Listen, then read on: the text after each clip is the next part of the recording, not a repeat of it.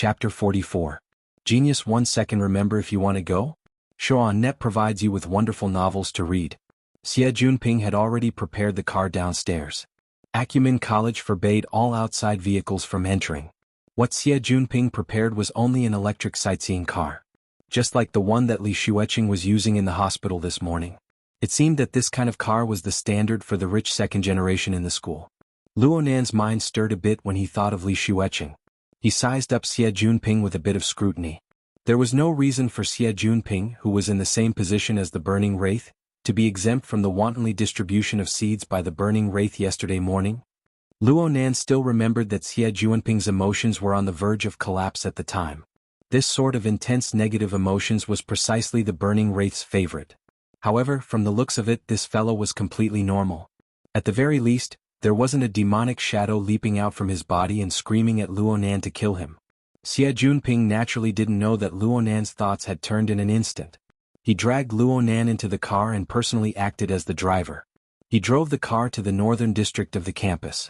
Luonan sat in the front passenger seat and pondered for a bit. The mental plane vibrated, and the heavily chained crow extended out from between his eyebrows. It paused for a moment, then it continued to extend out, drawing close to Xie Junping's body. At the front of the chain, the red light of the abstract symbol flickered, almost like a demonic eye. However, what it observed and sensed was a darker and more profound level. Several seconds later, the red light abruptly increased in intensity, the light almost piercing into Xie Junping's body. However, the heavily chained crow let out a cry, forcefully suppressing this disturbance. There's something fishy going on. Luonan wasn't that surprised. After all, logically speaking, it would be strange if he didn't.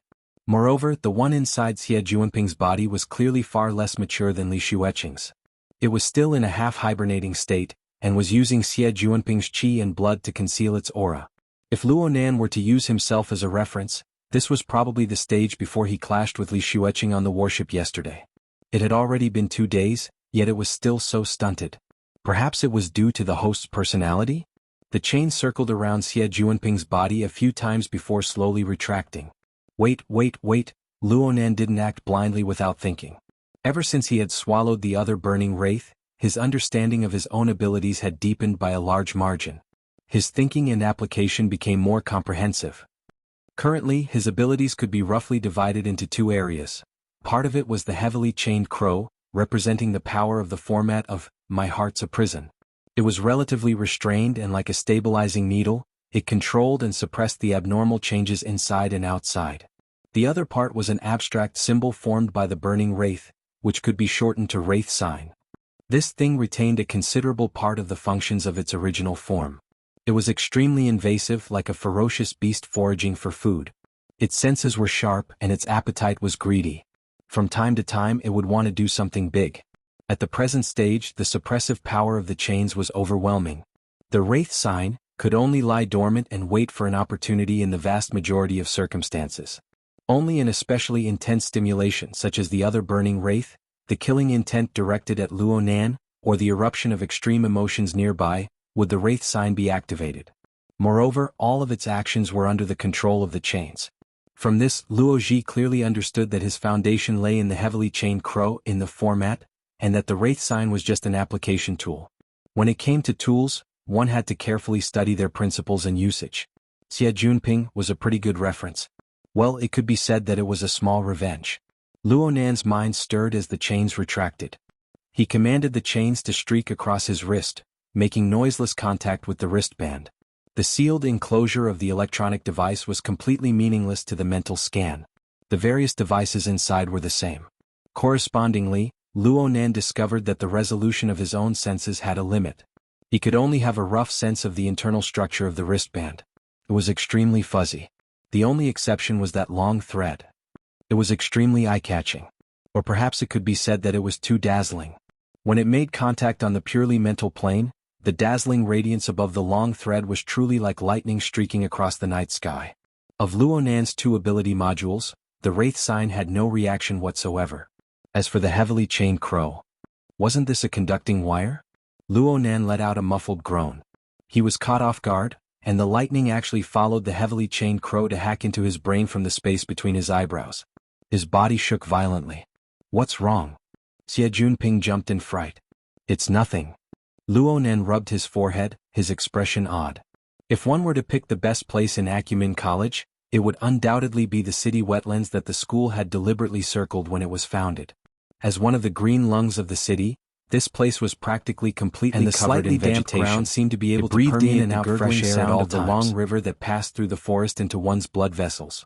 Therefore, most of the beauty of Acumen College lay in the wetlands. Half of the beauty of the wetlands lay in the long river that quietly flowed through the forest. The long river divided the wetlands into the north and south banks. It also divided the tranquil and bustling areas. The bustling south bank's landmark building was the school's auditorium. North across the river was the lush wetlands jungle. Practically no traces of man-made structures could be seen at a glance. At this time of day, the south bank was like a weave of people, while the north bank was relatively quiet. Xie Junping led Luonan into the jungle of the north bank. He seemed to be very familiar with the path.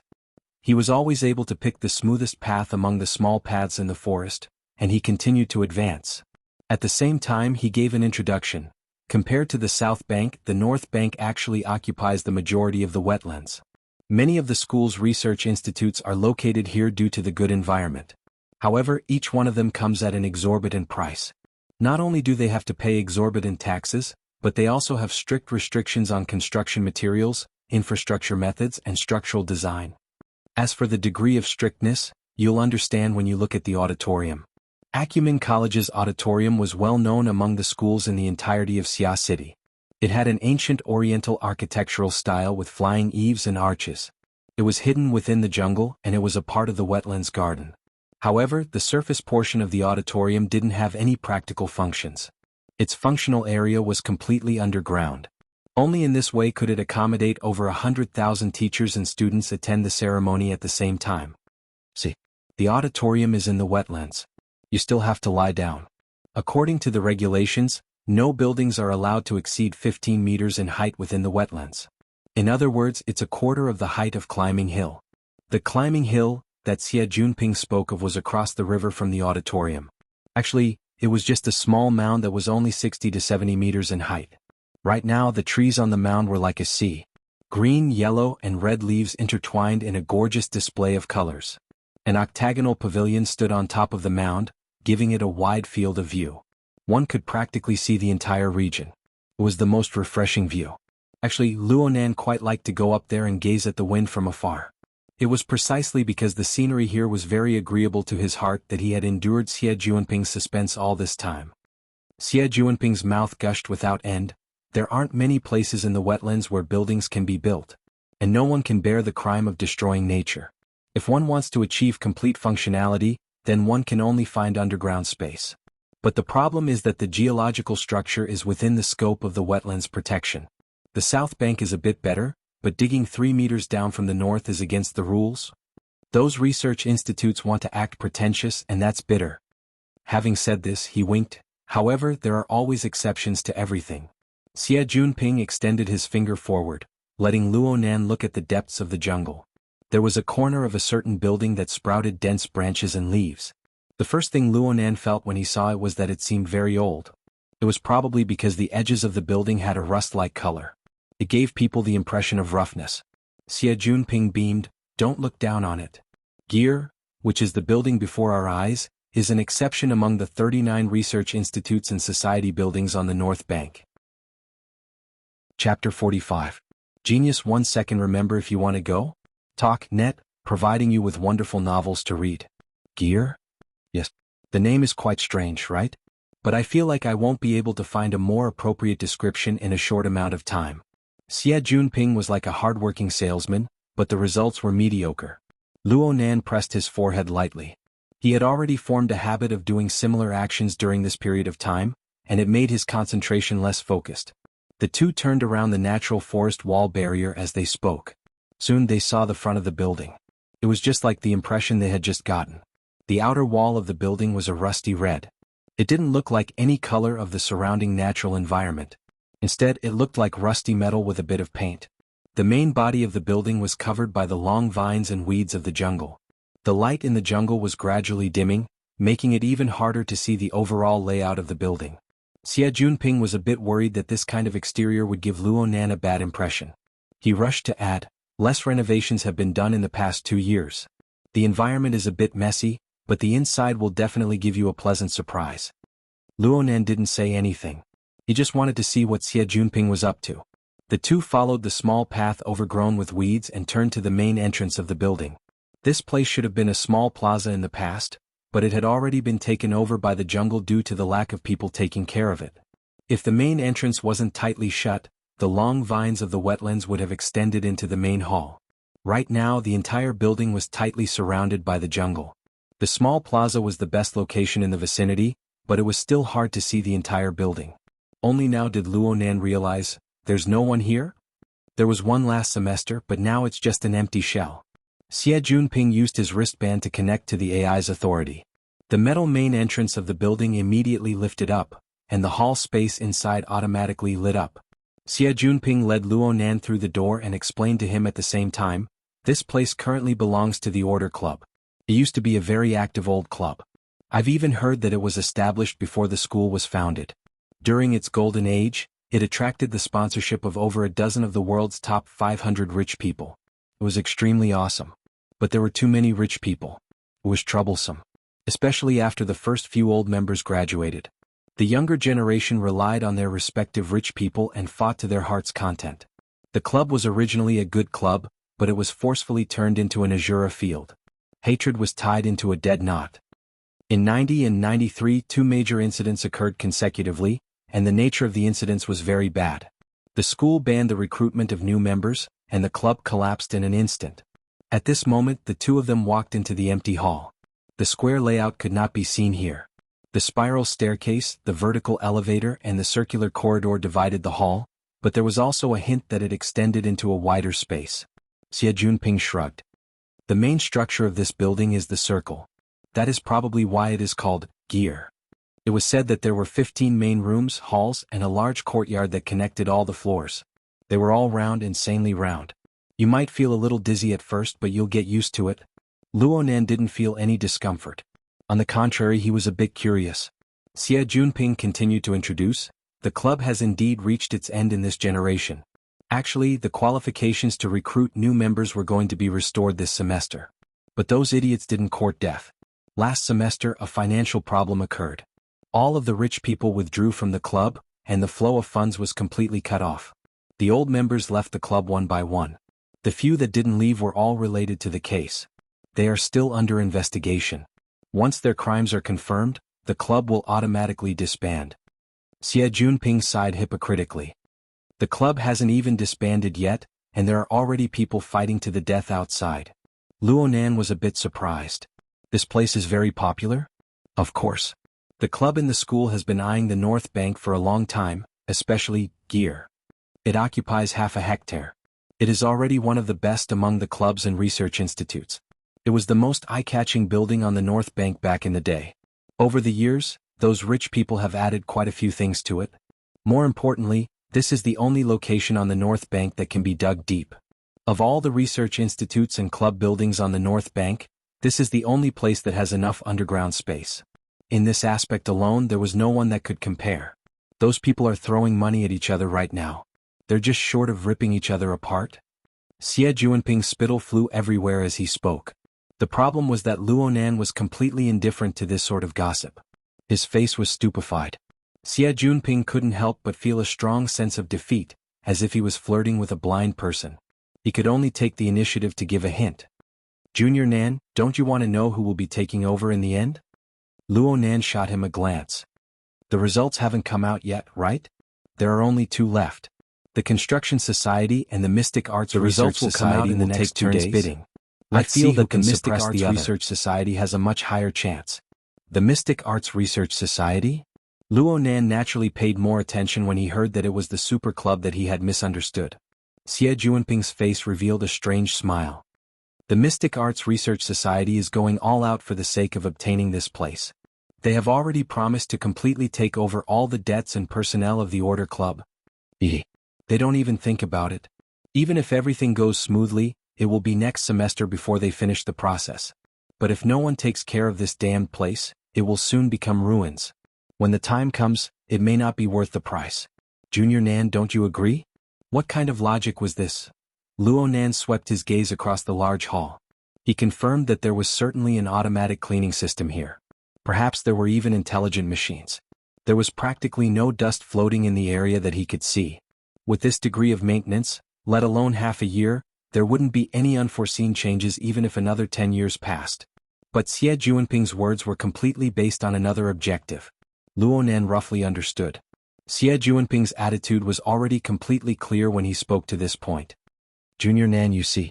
If you want to protect the assets of the club to the greatest degree, then you need someone to maintain this building and maintain basic operations. But the resources and connections of the Order Club are of the past. Aside from a pile of debt, there is nothing else. If you want to do this, then you need to spend the funds of the Student Council. If you calculate it down to a minimum of 100,000 a year. This is all a deficit. If there is a person who is willing to enter this already declining club at this time and spend his precious private time to carry out maintenance work for free. Moreover, he doesn't have any club activities to increase his connections. Oh my. That's a huge sacrifice. Junior Nan, this kind of person is hard to find. Your big brother has been worried about this matter for the past few days to the point that my hair has turned white. You see, can you help me solve this problem? Luo Nan looked at Xie Juanping's performance and was speechless for a time. But he was completely clear about Xie Juanping's intentions. This was probably a roundabout way to save the country. According to Xie Juanping's plan, Luo Nan needed to first join the Order Club, which was already on the verge of collapse, and become an official member. Then he would endure for half a semester. Then the club would merge and he would become an unshakable extra. He would enter the Mystic Arts Research Society. This was what Xie Juanping had already promised. This path looked quite good. Of course, it required a high-level cadre of the Student Council like Xie Juanping to take action.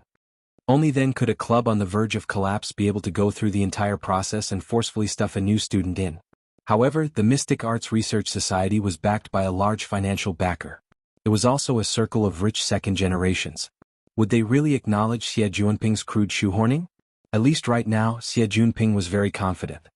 He chuckled as he pushed Luo Nan into the elevator. Relax, relax. I'm very familiar with that side. According to the people in the inner circle, they're really sparing no expense in this merger. I've already given them a heads up before. 1 or 2 people isn't much. Junior Nan, I'm not being unreasonable. If it weren't for yesterday's confusion causing you to miss your exams, why would we need to go around in circles? This damned place hasn't had a good time ever since Yen Hong's reputation was ruined and the research team was disbanded. They say that we're taking advantage of them. I'd even say that we're committing a crime. A certain name entered Luo Nan's ears and he stopped in his tracks. He suddenly turned his head. Which one are you talking about? Chapter 46. Genius 1 second. Remember, if you want to go? Show.net provides you with wonderful novels to read. Oh, right on target. Xie Juanping's eyes were practically brimming with tears when he saw Luo Nan's intense reaction. Was it easy for Brother MB to hold it in the entire journey? Wasn't it to see this expression on your face? Xie Juanping felt that all of his homework hadn't been done in vain just from this instant's harvest. Even someone as wooden and reserved as Luo Nan had to break through when facing his family's great enemy. His degree of devotion had clearly increased by several levels. If this goes on, I'm not afraid that you won't accept my kindness. Feeling that things were finally on the right track, Xie Juanping relaxed and felt that his acting skills were off the charts. He blinked and pretended to be innocent. What do you mean by that? Luo Nan stared at him. You said Yen Hong? Which Yen Hong? Xie Juanping inexplicably felt a bit weak when facing Luo Nan's gaze. But he still answered step by step. It's the one who used to be a professor at the academy. The one who had an academic scandal in the year 90? Xie Juanping spoke in a roundabout manner, but Luo Nan's words went straight to the heart of the matter. The one that came up with archetype formatting theory? His laboratory is here? Yes, I've been here since I was hired as a professor in 1983 until 1990. Xie Juanping could recite the information he had just collected fluently. If he remembered correctly, these were precisely the 2 most important year nodes that Zhang Yingying had analyzed to have an impact on Luo Nan's life. Luo Nan was silent for a few seconds. He moved to the side, no longer blocking the elevator door. Xie Juanping took the opportunity to enter, chose a floor, and the elevator began to descend. In an enclosed space like the elevator where there was nothing to do, silence was the most awkward. Xie Juanping tried to liven up the atmosphere, but Luo Nan took the initiative to speak. Senior, looks like you've done a lot of homework. It's here. That's it. Xie Junping didn't want to be an idiot who did good deeds without leaving his name. Talking to smart people really saved him a lot of effort. He grinned and said, "It's all right, it's all right. Helping you, Brother Nan, is also to relieve my guilt. Naturally, I have to do my best." The so-called effort was not an exaggeration at all. In order to come up with this idea, Xie Junping also scratched his head. Luo Nan's society crisis. Yen Hong, who was suspected of stealing Luo Nan's grandfather's research results. The Mystic Arts Research Society's development plan. In the end, they were able to find this explosive point that perfectly converged many elements. However, Xie Junping was worried that his private investigation would make Luo Nan unhappy. He hurriedly began to patch things up. "Junior Nan, I didn't purposely dig up your background. In this day and age, information is everywhere. I just don't like the look of that bastard Yen Hong. He's too damn annoying. Junior Nan, you've been suffering these past few years." Luo Nan turned to look at him. "Senior, you really know quite a bit." That's about it." Xie Junping smiled awkwardly. Luo Nan's thoughts ran far too deep. His intense emotions only lasted for a fleeting moment. Now he had returned to his normal state of not showing his emotions on his face. Hard to please. At this time, the elevator had reached the 4th floor, which was about 15 meters underground. The elevator door opened, and their field of vision suddenly widened. "This floor has been completely cleared. It belongs to Gear's central control room." The basic layout of the building was that the 4 floors above ground belonged to the Society's activity area, and the 7 floors below ground belonged to the experiment area. The underground space exceeds the above-ground space. Of course, this is the only building on the North Bank to have such a thing. Xie Junping forcefully raised his spirits and explained to Luo Nan, "Right now the central AI is operating at a low consumption rate. I'll activate it later and we'll be able to find out just how many usable resources are left in this building." Luo Nan's focus was on something else. "Can we still find Yen Hong's experimental data from before?" "This really isn't easy." Xie Junping scratched his head and said, "Back when Yen Hong's academic scandal broke out, it was said that he specifically designed an experimental accident to destroy many key locations and annihilate the evidence. Afterwards, Quantum Corporation received all of his experimental legacy and they pretty much cleaned out this place. But if we look carefully, we might be able to harvest something?" Xie Junping was afraid of dispelling Luo Nan's interest, so he forcefully changed his words in the end. Luo Nan was very clear about these thoughts. He knew that if he didn't clearly express that he enjoyed it, who knew how long this person would be on tenterhooks. But here came the problem. Even if Xie Junping had a life-saving grace, even if Xie Junping held a not insignificant weakness in his hands, was there really a need for Xie Junping to be afraid to this extent? So much so that he was nearly sick many times. Was it because of the burning wraith?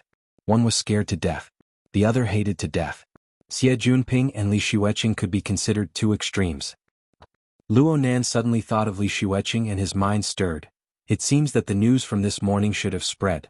Especially within this small circle. Rumors and whatnot flew the fastest.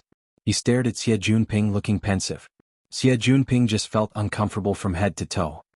He was about to speak again when Luo Nan beat him to it. "I heard that Li Xueqing is Senior's best friend?" Xie Junping jumped in fright. He really did jump back half a step. His reaction was extremely intense. "There's no such thing. You absolutely must not misunderstand." "Misunderstand what? So what if it's a misunderstanding?" Xie Junping's face was embarrassed, nervous and even a bit fearful. He spoke all the more carefully. "Junior Nan. I'm saying that my relationship with Li Xueqing is very ordinary. This matter. I'm talking about yesterday's matter? What's the difference between yesterday and today?" Luo Nan's series of questions nearly caused Xie Junping to collapse. So Luo Nan didn't force him any further. He just confirmed a fact. It seemed that this fellow Xie Junping was the one who had misunderstood something. A few clues converged in his mind. It was as if he had constructed a sketch out of thin air. Luo Nan's thoughts suddenly became clear and he blurted out, "Senior was also in the medical department this morning?" The moment he spoke, he discovered that this judgment had jumped far too far. However, the results were extremely shocking. Xie Junping staggered, nearly falling face first onto the ground. Luo Nan grabbed him by the shoulder, saving him from the pain of his face hitting the ground. But Xie Junping's reaction was absurd to the extreme. He screamed, "I didn't see anything." All right, the matter was finally made clear. Xie Junping really was in the medical department this morning. Moreover, he was in the same hospital as Li Xueqing because of a fight over a woman's affections. Li Xueqing ran fast during the earthquake, so Xie Junping fell behind. Li Xueqing and his group were in a hurry. They didn't see Luo Nan in the crowd, but Xie Junping did. And he saw with his own eyes that Li Xueqing and Luo Nan passed each other for a few seconds before Li Xueqing fell unconscious. Li Xueqing sank into shock and was still in the intensive care unit. If it were anyone else, they wouldn't have thought too much about it. But Xie Junping knew of the conflict between Luo Nan and Li Xueqing. He also obtained a few details from Lian Yu and the others. More importantly, his life was hanging by a thread yesterday morning. He was awed by Luo Nan's strange gaze. The more he thought about it, the more he felt that it was mysterious. He unconsciously leaned towards a few bizarre directions. He originally wanted to find Zhang Yingying to discuss this, but for some unknown reason he was unable to contact her for an entire day. It was as if the hidden indigo firm had closed down. Perhaps he could only do it himself and think of this move. On one hand, he wanted to build a good relationship with Luo Nan. On the other hand, he wanted to recruit a capable person. Xie Junping's current state was completely unfazed. He just needed to use a bit of strength and he would be like a bamboo tube pouring beans. Luo Nan sighed and patted Xie Junping's shoulder. Xie Junping had said so much, but he had missed the most crucial reason. Of course, Xie Junping himself was completely unaware of it. Luo Nan borrowed the action of patting Xie Junping's shoulder to shake the heavily chained crow. It came out from between Xie Junping's eyebrows, and the wraith sign flickered with red light. It instantly pierced in and out of Xie Junping's body. Xie Junping shivered inexplicably. And on a plane he was unable to reach, a dark red glowing mist escaped from his body. It was blocked head-on by the heavily chained crow and dispersed with a wave.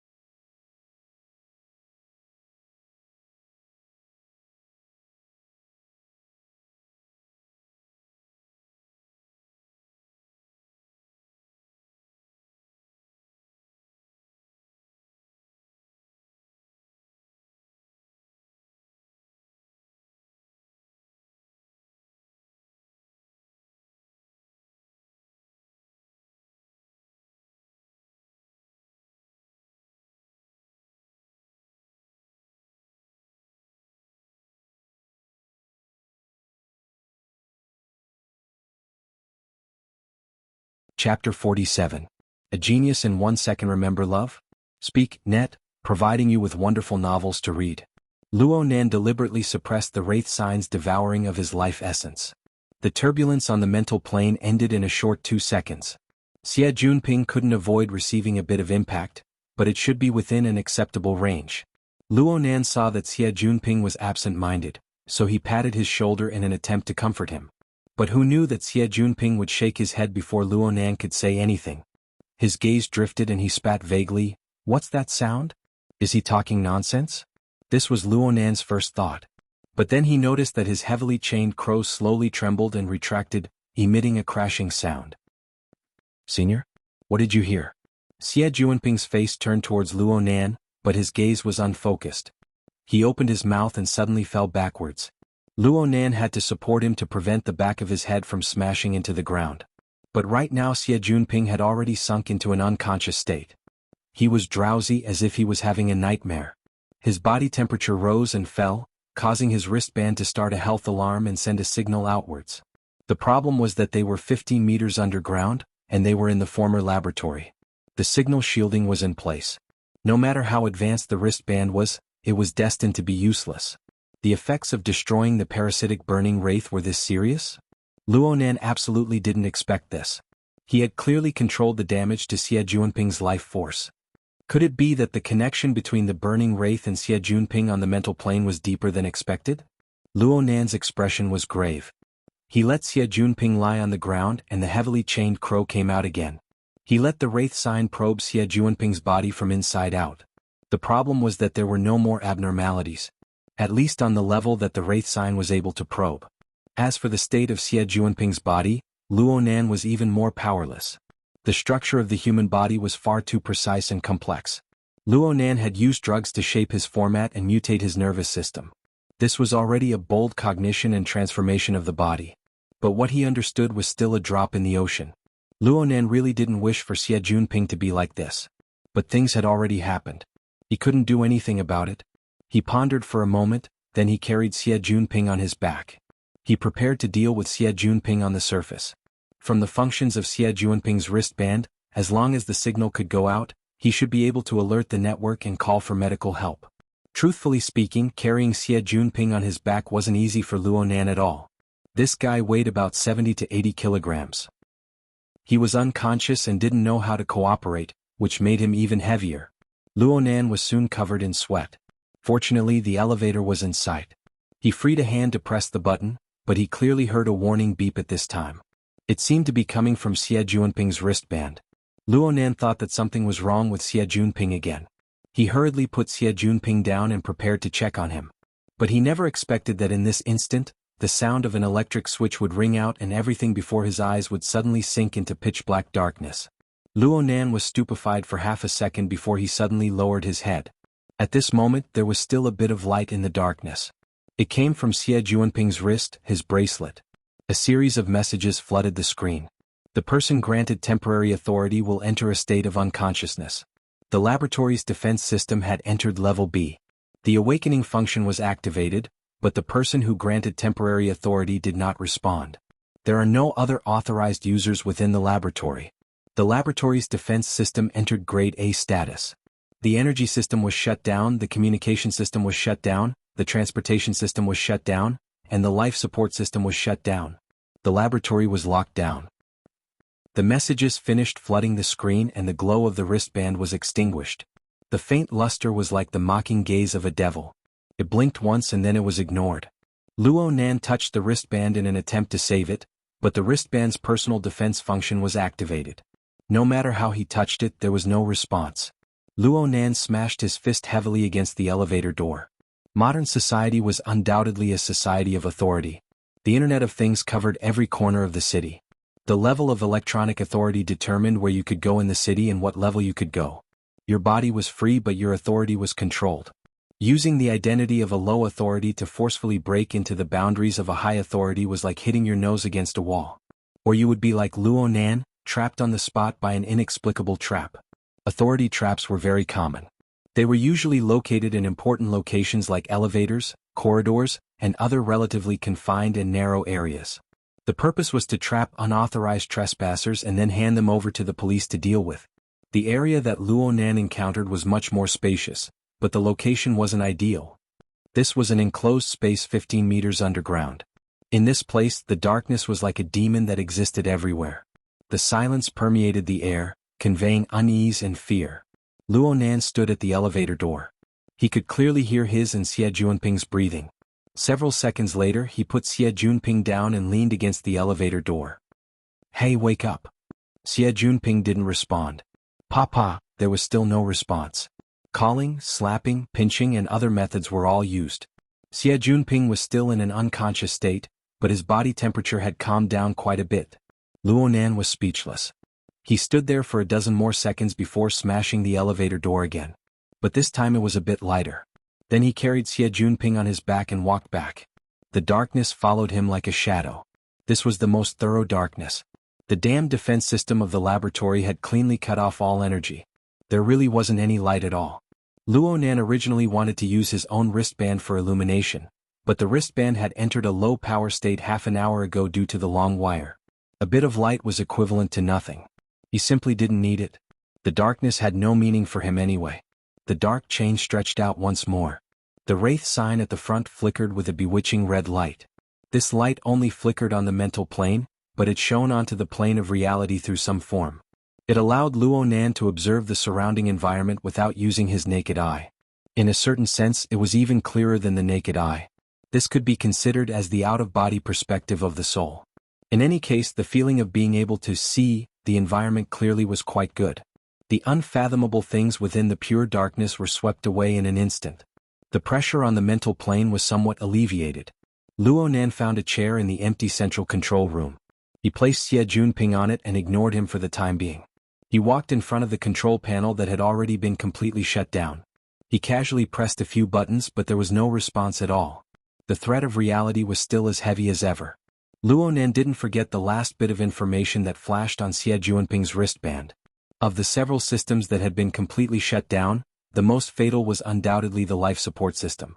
If this system didn't constantly circulate air in the enclosed space 15 meters underground, the trapped people, including trespassers and temporary authority holders, would face the risk of suffocating to death before long. From this, it could be seen that the owner of this laboratory was truly vicious and merciless. If one were to scrutinize the legal provisions, this was undoubtedly illegal. But when Luonan thought about who the previous owner of this laboratory was, he felt that this was quite in line with his own psychological expectations. Chapter 48. Genius 1 second. Remember if you want to go? Show.net provides you with wonderful novels to read. The previous owner of the laboratory, Yen Hong, was the one who put forward the archetype formatting theory. It had flourished for a time in the 80s, and this reputation was obtained by stepping on the shoulders of Luonan's grandfather. Love Go Small Say Neka. Back then, when Luo Yuandao was involved in human experimentation, the media had focused on the wilderness, the vagrants, the victims, and other more explosive details. However, they did not pay much attention to the person who exposed the matter. Coupled with the so-called witness protection policy, the identity of the key witness had never really entered the public's attention.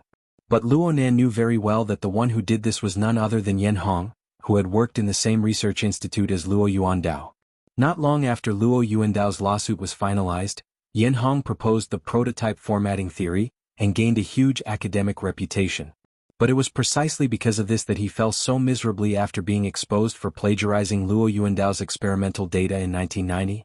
The outside world did not know, but the academic world still had fresh memories of this case, and they were clear on many of the details. However, due to the special nature of Luo Yuandao's case, as well as the involvement of Quantum Corporation, everyone kept it a secret. It was only circulated within a small, closed circle, and was not exposed to the public media. During the investigation by the Scientific Research Ethics Committee, Yen Hong deliberately caused an experiment accident and destroyed the evidence. His actions were also extremely bad. After this incident, Yen Hong's reputation in the academic world was completely ruined. In the end, he disappeared without a trace. It was only natural that such a person would set up some death traps in his own laboratory. Right now, Luonan had quite the thought, this is how it should be. Then he felt indescribably excited. Yes, it was excitement. Ever since Luonan understood the cause and effect of his grandfather's case, he very naturally viewed Yen Hong as the main culprit. For the young Luonan back in the day, Yen Hong, who was like the sun at high noon at that time, was fully deserving of being the final boss. He was the target that Luonan would defeat in the future. Unfortunately, before Luonan could grow up, this boss inexplicably collapsed in the year 90. The results of his research became a part of Quantum Corporation's acquisition of many intellectual properties. Though Luonan hadn't completely lost his goal to strive for, he still felt a sense of loss in his heart. But who would have thought that after 6 years in an abandoned laboratory, he would actually get the chance to fight with this boss from a distance? Even though he was just imagining an empty target, it had an exceptionally different meaning for Luo Nan. Luo Nan's thoughts were unprecedentedly lively. His courage and boldness were unleashed to the extreme. He took a few deep breaths to calm his mind. He stood in front of the control panel, and the heavily chained crow cut into it. As the central control area of a laboratory, the equipment here was nothing more than a few control panels and a few screens. Its function was similar to that of a surveillance center. Under normal operation, one could see the interior of the building, including every corner of the surrounding area. When it came to the core modules of the energy and life support system, this was only a control panel. At this moment, when the power was completely cut off, it had no practical significance. Luo Nan's idea was to utilize the sensing abilities of the heavily chained crow and the wraith sign to trace the connections of the various equipment within the central control console. He would find the location of the core module and think of a way to reboot the system. Love Gong smalt sake nekuas for how to interfere with reality from the spiritual level. He wanted to give it a try. The heavily chained crow was like a python piercing through the darkness. It followed the complicated wires of the sealed area all the way down. The wiring of the laboratory was extremely clear. The highly integrated structure saved Luo Nan quite a bit of trouble. During this time, he only made one mistake before he found the true location of the central control system. One end of this place was connected to the independent power station of the laboratory. The other end was connected to the core supercomputer and every other system module.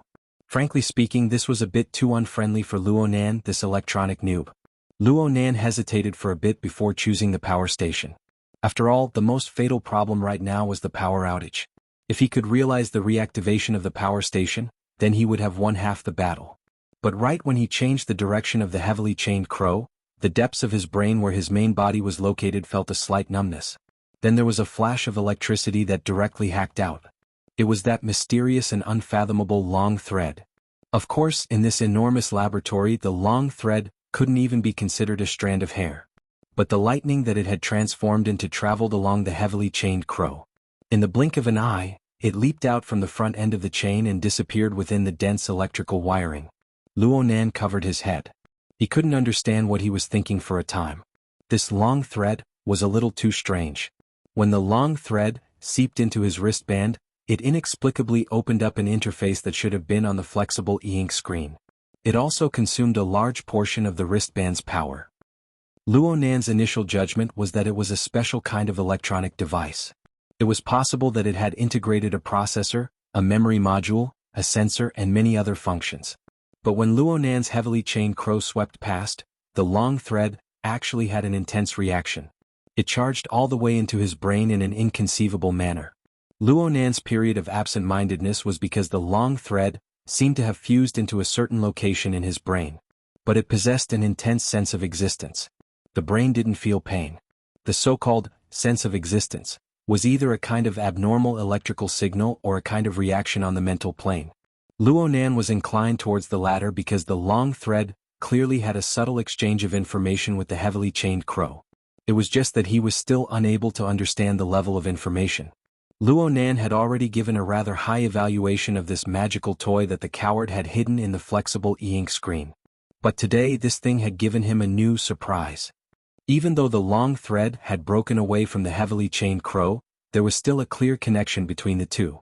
Luo Nan could sense it from this. The electricity it transformed into followed the cable and advanced in a reverse direction. It instantly entered Luo Nan's estimated location of the power station. That area suddenly brightened a short second later.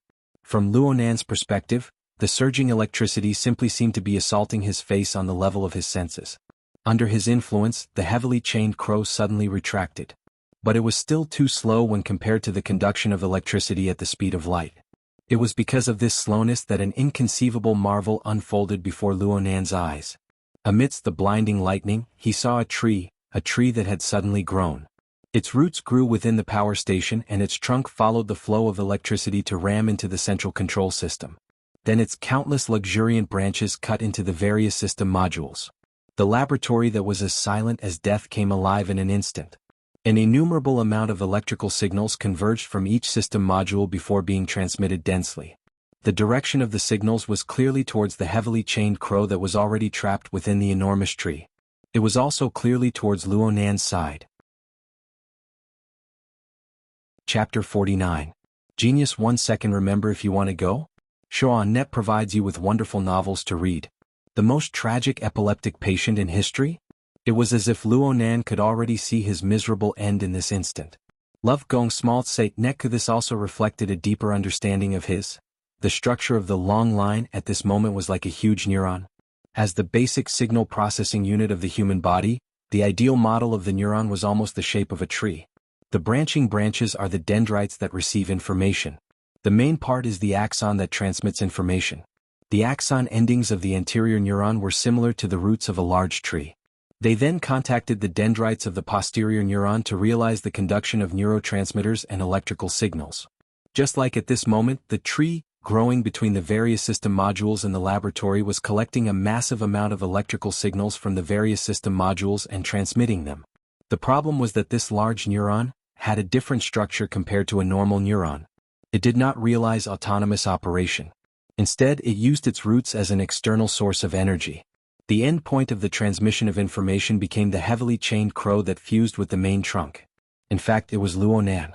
In a certain sense, the large neuron that was the incarnation of the long thread was like an external artificial organ for Luo Nan.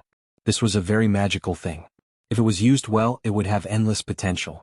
However, the information transmission mode of large-sized neurons was much more violent than that of normal neurotransmitters. Hundreds of millions of electrical signals swarmed in. No matter who it was impossible for them to process such a huge amount of information that passed through the same route at the same time. Luo Nan tried to sever the connection with the heavily chained crow, but how could this sort of subtle connection on the mental plane be so easily severed? It was as if he could already see himself drowning in the electrical signals and suffering from convulsions in an instant. However, what Luo Nan waited for wasn't a flood of electrical signals a second later. Instead, it was a bright and familiar interface. The central control room lit up, but it wasn't the brightly lit kind. The energy and information controlled by the large-sized neurons were presented in a rather restrained manner. An exquisite and peerless transformation was completed between the enormous amount of photoelectric signals. The results were transmitted to the enormous screen in front of Luo Nan. What was displayed on the giant screen was none other than the flexible e-ink interface that had accompanied Luo Nanda for 5 years. Without a doubt, this was another masterpiece of the long line. On the small screen of the bracelet, and on the giant monitor screen that spanned half the room, it used this method to announce its existence.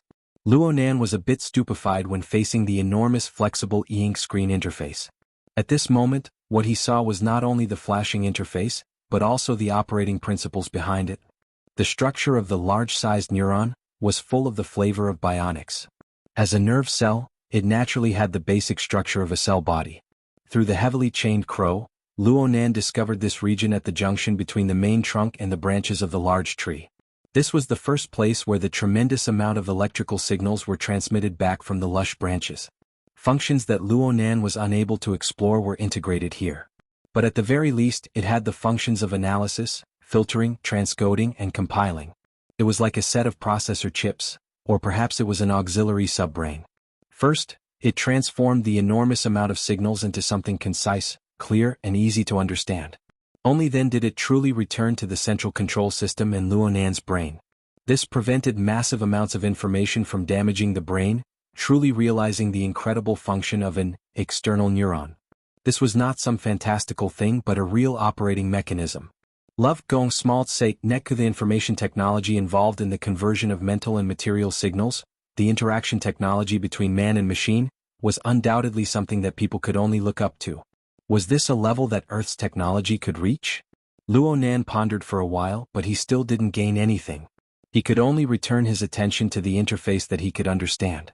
At first glance, the flexible e-ink screen's interface was still the same style, but there were still some changes. The interface that Luo Nan used was always very refreshing. There weren't many applications that he chose. For example, he usually only used the flexible e-ink screen to surf the web, draw, read ebooks, and so on. He didn't download any extra applications. There were exactly 8 application icons on the main interface. Among them were the 5 basic functions of the system: time, calendar, video player, browser, and settings. Luo Nan downloaded the file editor, and his cousin's group forced him to download the popular communication software on the market. Finally, there was the drawing software that had always existed.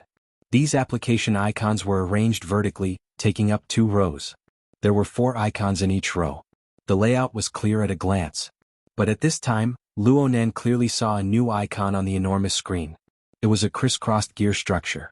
If it weren't for the difference in color, it would have been mistaken for a classic setting icon.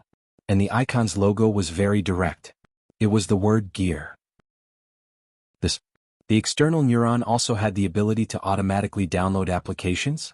Luonan's thoughts stirred slightly. The telepathic sensing he had experimented with before was actually still working. A new interface opened up, and a set of building plans and elevations appeared in front of Luonan. Luonan confirmed with a glance that this was, without a doubt, the building blueprints of gear. This was because the characteristics of this set of blueprints were far too distinct. No wonder it was called gear. The entire building had at least 100 circular spaces that could be seen. They were scattered in various locations of the 7-story building. And looking at the structure, there were indeed a few doors and entrances that were designed in the rack style. Just looking at the floor plan, the entire building was like a heavy machine. Every part of the building was connected together in a gear-driven manner, forming an inseparable whole. It was marvelous and exquisite. There was also a row of options on the left side of the interface. Right now, practically all of them were grayed out. None of them could be selected. Only the option at the very bottom was still filled with a full luster. The name of the option was quite strange, Observation Platform. Luonan was unable to understand. A sound came from behind him right when he was baffled. Luonan's mind stirred, and the interface of the giant screen faded away. The central control room was restored to a darkness where one could not even see their fingers. It was unknown what kind of dream Xie Junping was having at this time. His hands and feet danced in joy, but he was completely unaware that he was sitting on a chair. He instantly lost his balance, toppled over, and fell down solidly. F***ck me. This time Xie Junping actually woke up completely from the fall. He cursed and extended his hand to cover his head. He opened his eyes, but all he could see was darkness. He clearly hadn't come back to his senses. He shouted over there, "Turn on the lights." Luonan used his wristband, which was close to shutting down, to emit a bit of light, fulfilling Xie Junping's wish to a certain extent.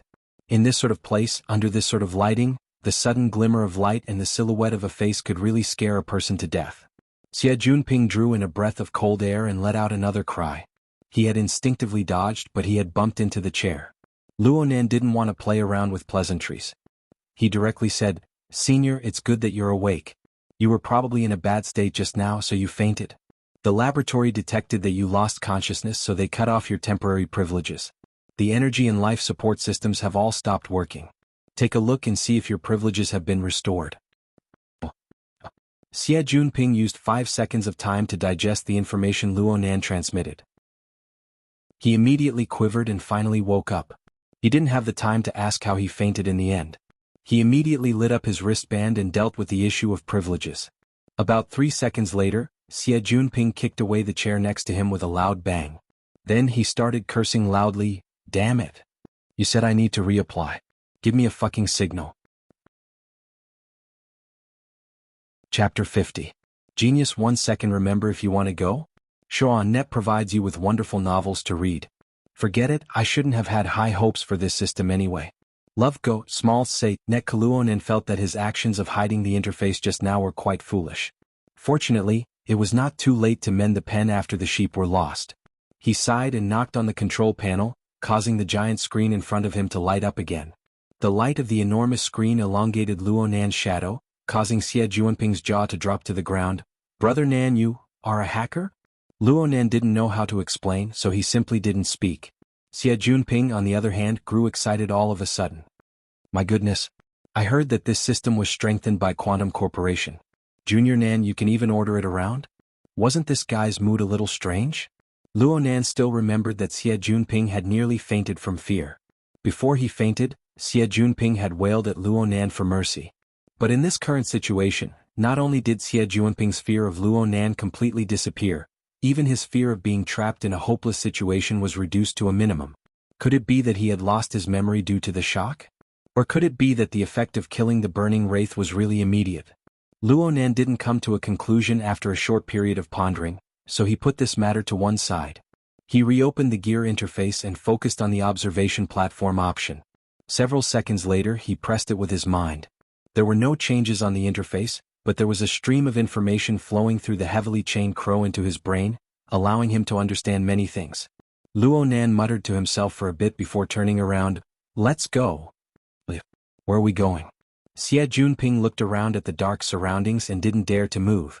But in the next second, a door automatically opened at the side of the central control room, leading to an even darker space.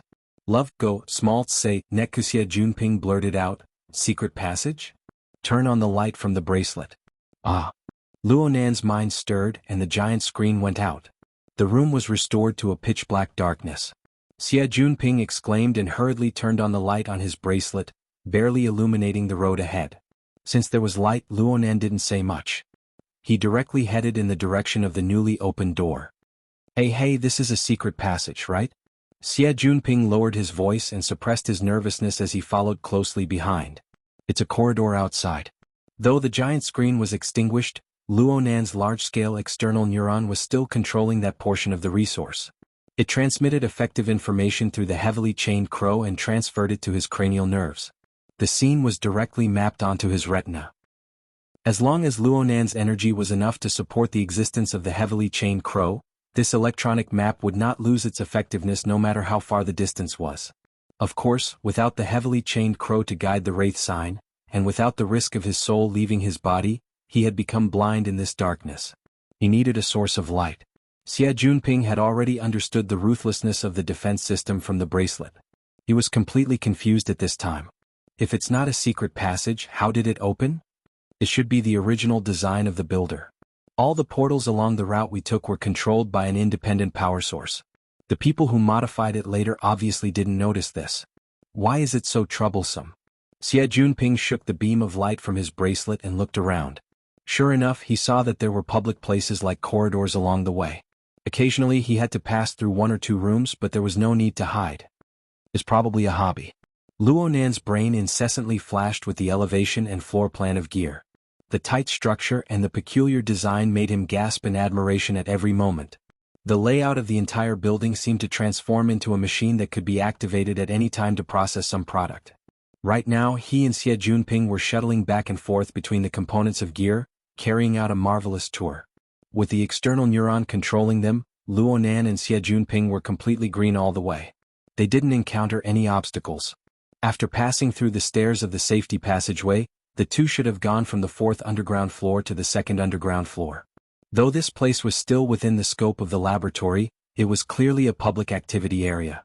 They swept past the beam of light, and they even saw a bar counter, a sofa, and so on used for resting. What a weirdo. Xie Junping finally put an end to his conjecture regarding the secret passage. He once again greeted the strange hobby of the builder. In any case, Xie Junping's state of mind grew more and more relaxed as they walked through the darkness because of this weirdo. He also dared to carry out his duty as a lamplighter. He took the initiative to go to the front and illuminate the place. If there really was some sort of secret passage placed in front of him, it would be debatable whether or not he would have the guts to make his way through. Hey, where do we go up ahead? Xie Junping's beam of light swept across a wall. It followed the wall, and the outline of the resting area retracted in an arc. It seemed to be the end. Before Luo Nan could respond, the beam of light suddenly swept across a signboard. It immediately locked onto the signboard. Xie Junping stood still in a single step and fiercely slapped his thigh. I know where this is. Luo Nan followed the beam of light and looked over. He saw that the signboard displayed an underwater scene in a hand-drawn style. Fishes swam amidst the aquatic plants. The scene was all the more vivid under the flickering light. Where is this? The Sandbar Waterway. It's a very famous scenic spot in Gear. From here. Xie Junping used the beam of light to sweep across a sealed door. Just enter from here all the way to the Withered Tree Sandbar 700 meters away. A long underwater corridor was built there. The middle of the corridor passes through half a swamp and a small lake. It's a good place to get close to the underwater ecology of the wetlands. After a simple introduction, Xie Junping began to gossip again. I heard that this underwater corridor existed before the construction of Gear. However, someone used the crime of destroying the ecology to sue them. The construction party nearly lost their pants, allowing the Order Society to pick up a great bargain. When they constructed Gear, they deliberately connected it together.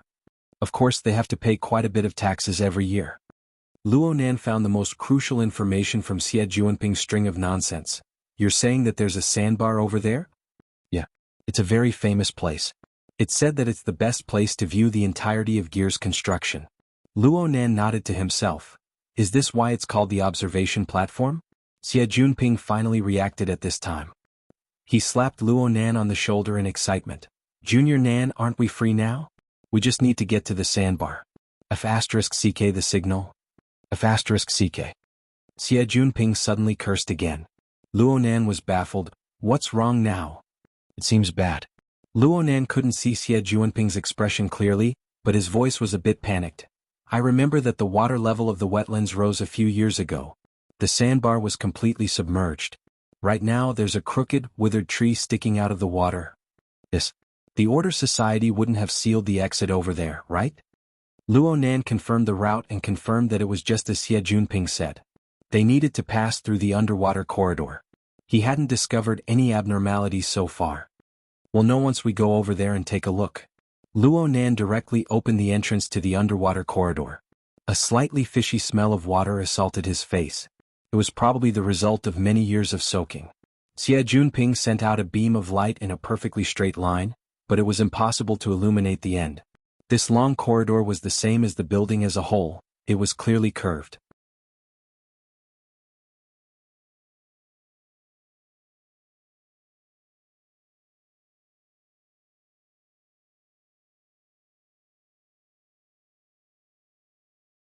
Chapter 51.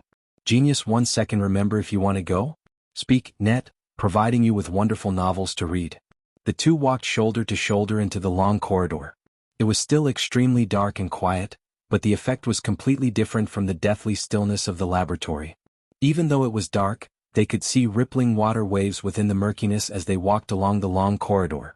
A tiny amount of sunlight was refracted within the water. It was extraordinarily vivid.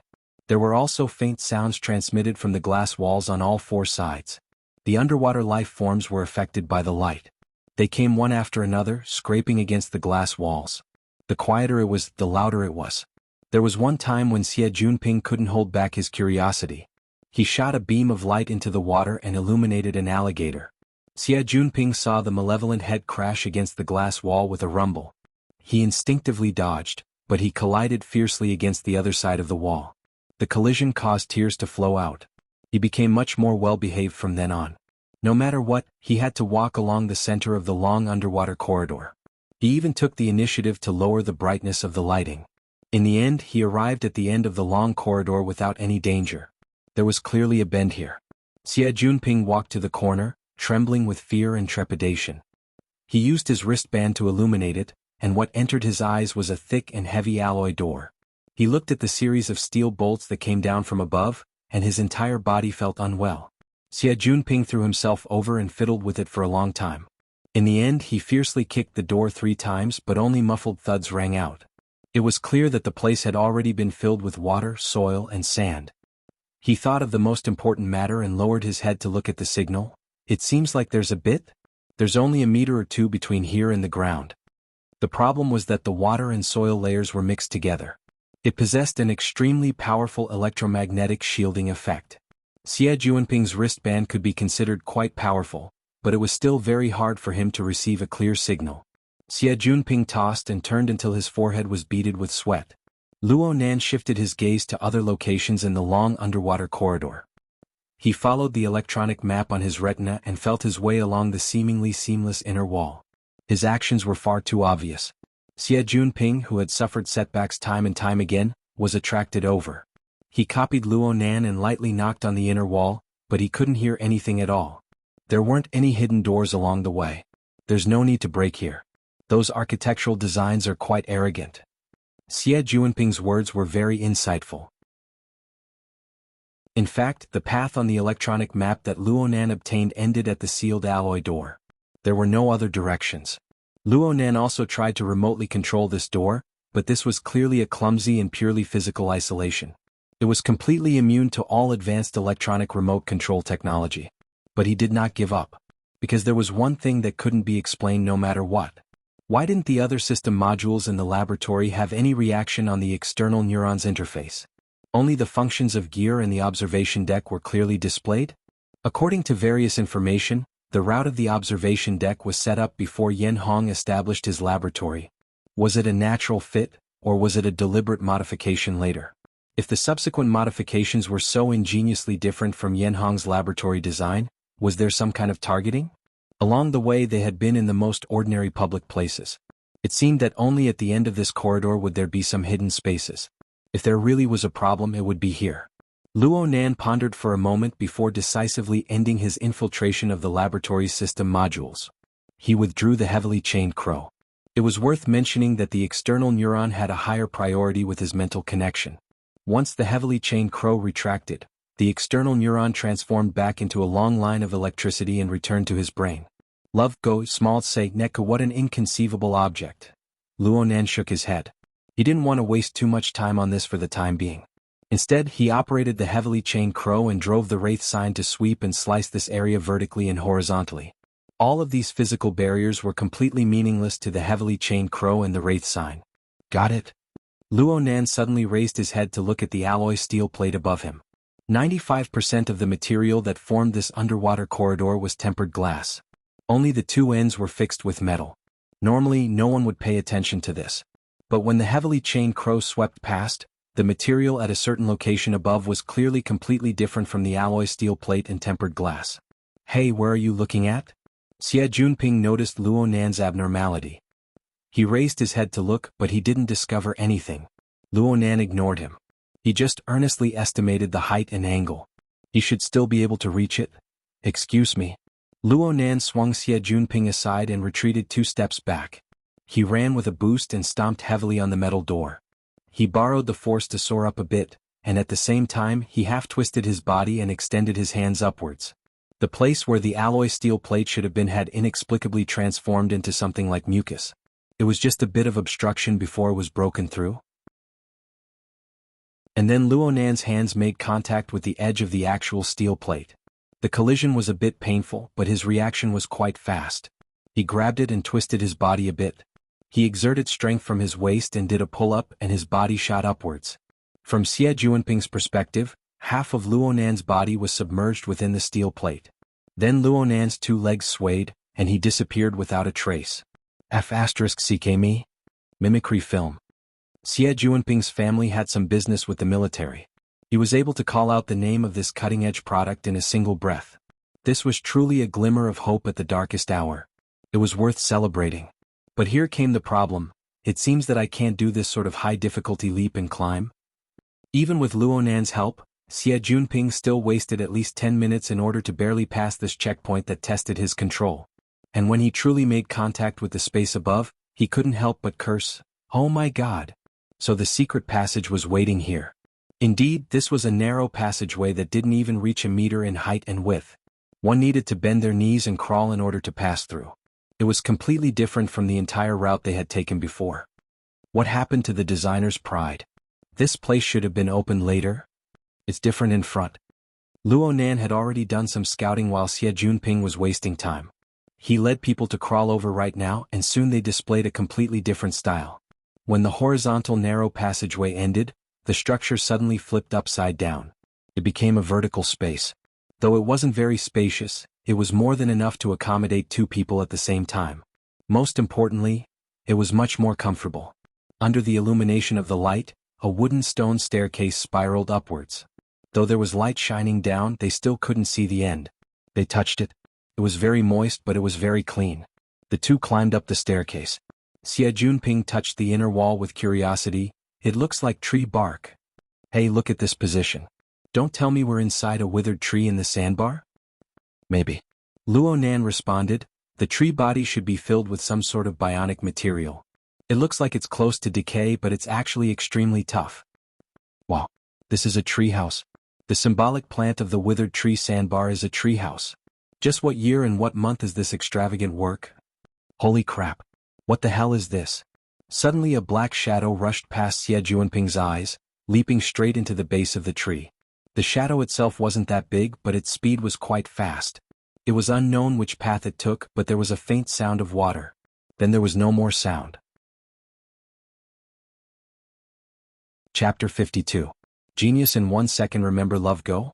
Speak, net, providing you with wonderful novels to read. Xie Junping was frightened by the shadow and nearly fell down. He cut an extremely sorry figure, but he couldn't help but curse. Love go, small speak, Net Kaluonan could see quite clearly due to the senses of the heavily chained crow. It's an animal from the swamp. It seems to be a muskrat. Are there any other entrances and exits besides the path we took to enter? Muskrats were a relatively common animal in the wetlands of Acumen College. Adult muskrats were 30 to 40 centimeters long, and their tails were 20 to 30 centimeters long. The one that just flashed past was much smaller. It seemed to be underage, but its movements were quite nimble. Xie Junping grimaced in pain. This place hasn't been idle for a year or two. I'm afraid it's long since become a bird's nest or something. Be careful not to step on bird shit. He spat out the last word halfway before he forcefully swallowed it back down. The illumination beam just so happened to cut into a spacious area. One could see that the ring-shaped chair made the most use of the space. There were 2 stools placed casually. There were wall lamps embedded in the walls of the tree hole. There were also a few exquisite wall-hanging bookshelves and decorations. One could tell with a glance that this was a resting room. How big could a tree hole be? The usable area before their eyes definitely didn't exceed 3 square meters. It really couldn't even fit a bed. But the exquisite layout made the most use of the characteristics of the ring-shaped space in the tree hole. It gave off a rather relaxed and leisurely feeling. Xie Junping immediately forgot his previous words and clicked his tongue. You know how to enjoy yourself. Amazing. There's another floor above. Luo Nan pointed at the stone steps that continued to extend upwards and continued to walk. Why do I feel like this project isn't the least bit inferior to Gear? Especially after so many years. They're actually able to keep this a secret. Their mouths are too tight. Xie Junping followed Luo Nan as he climbed up. He had the tendency of turning from a hater to a fan. The two arrived at the upper floor as they spoke, which was also the top floor of the small tree hole. The layout here was a bit simpler. It even looked a bit spacious at first glance. There was only a table embedded in the wall of the tree hole. In front of it was a low stool modified from an irregular protrusion of a withered tree. The table was very clean. There was only a round tray placed on it. Xie Junping recognized it as the base of an old projector photo album. The projector probably ran out of power and went out. But as long as it was charged, it should be a very direct clue. Luo Nan was paying attention to the various areas within the tree hole. He fumbled around and pulled out a lot of brackets, braces and other strange things, most of which were set up around the table. From their positions, it was obvious that this was a workshop. As long as the corresponding equipment was installed, it could handle ordinary research work. It was enough for a designer. Xie Junping watched from the side with interest. He also squeezed over to see if he could pull out any more airs. Luo Nan didn't squeeze with him. He moved to the opposite side of the table to the most spacious area. There weren't any wall installations here, but if one looked carefully, there was a circle of irregular and narrow-veined patterns. It roughly circled an area of about a square meter. He reached out and touched it, exerting a bit of force from the left and right. The inner wall of the bark in this area was like an unfolded scroll, flipping open to both sides. The next moment, sunlight shone in. The change in the light made Xie Junping, who was on the other side, suddenly turn his head. In reality, he had been tossing and turning in the laboratory and the tree hollow cabin for more than half an hour. It was already around 6:30. Night had already descended in Xia City, and the sky outside was rather dusky. Within the gloomy wetland jungle, several hundred meters away, only a vague silhouette could be seen. It was impossible to see clearly with the naked eye. But Luo Nan didn't know why, but he had a very good feeling at this moment. Perhaps it was because he was on the observation platform? The information given by the designer of gear was already thoroughly clear. Xie Junping suddenly laughed out loud to the side. Signal! There's a signal. Luo Nan didn't pay attention to him. He continued to survey the distant gear through the observation window. The blurry scenery with the naked eye didn't count for much. His mind still contained the elevation and floor plan of the building, as well as the intuitive impression he had of a corner of the building. When all the elements converged together, Luo Nan suddenly felt that the distant building was like a civilization of the previous generation that had been washed away by time. Only a rusted outer shell was left behind in its confrontation with the mighty forces of nature, heavy and ancient. Traces of an unruly industrial order could be seen on every corner of the building. It was incompatible with the hazy natural environment, but a compromise was finally achieved within this boundless darkness. This sudden feeling made Luo Nan open his notebook in an instant. He used a fluorescent pen to draw lines, capturing the intuitive impression that assaulted his face. After Xie Junping cheered, he turned his head to see Luo Nan's actions. So this person really did have a drawing fetish? But he felt a bit relieved in the blink of an eye. A person who was obsessed with a certain hobby like this shouldn't be a cold-hearted fellow. Xie Junping walked back with light hands and feet. He stuck his head out to take a look and saw that the surface of the paper was filled with simple and crude lines. If he didn't know the subject of the depiction beforehand, he absolutely wouldn't have connected Luo Nan's sketch with the jungle and the building before his eyes. But when the direction of the sketch became clear, he unexpectedly felt that it was quite interesting. Especially the structure that seemed to distort within the waves of water. It seemed to manifest some sort of incorporeal power. Alright, let's not call it Picasso. How about Van Gogh? Luo Nan's sketch was drawn with a quick hand. He quickly closed his notebook and sighed in satisfaction. Luo Nan already had an even stronger interest in this building. He couldn't help but ask, who's the designer of this place? Xie Junping shrugged, then you've stumped me. This building has at least 20 years of history. I was still a little baby when it was built. You weren't even born yet. However, everything is fine as long as there's a signal. The AI will certainly have the relevant basic information. Xie Junping's previous experience of crying out for help had clearly suffocated him badly. He gnashed his teeth as he connected to the internet and asked for temporary authorization from the student council. From this moment on, he held absolute power over this damned laboratory. Sooner or later I'll stuff that old bastard Yen Hong in there. I'll let him have a good taste. It doesn't matter which gutter he hides in. Xie Junping finally restarted the various system modules he had experimented with during this time. He searched for relevant information and found the original design that had been stored in an electronic file, including the designer's signature. He used the powerful function of his wristband to create an AR effect, causing an image to appear out of thin air. Independent designer, Bo Qingwen. Wow, look at this signature. It seems to be a woman. The handwriting is very beautiful. Xie Junping turned his head to size up the furnishings in the treehouse. He didn't see any particularly obvious female style.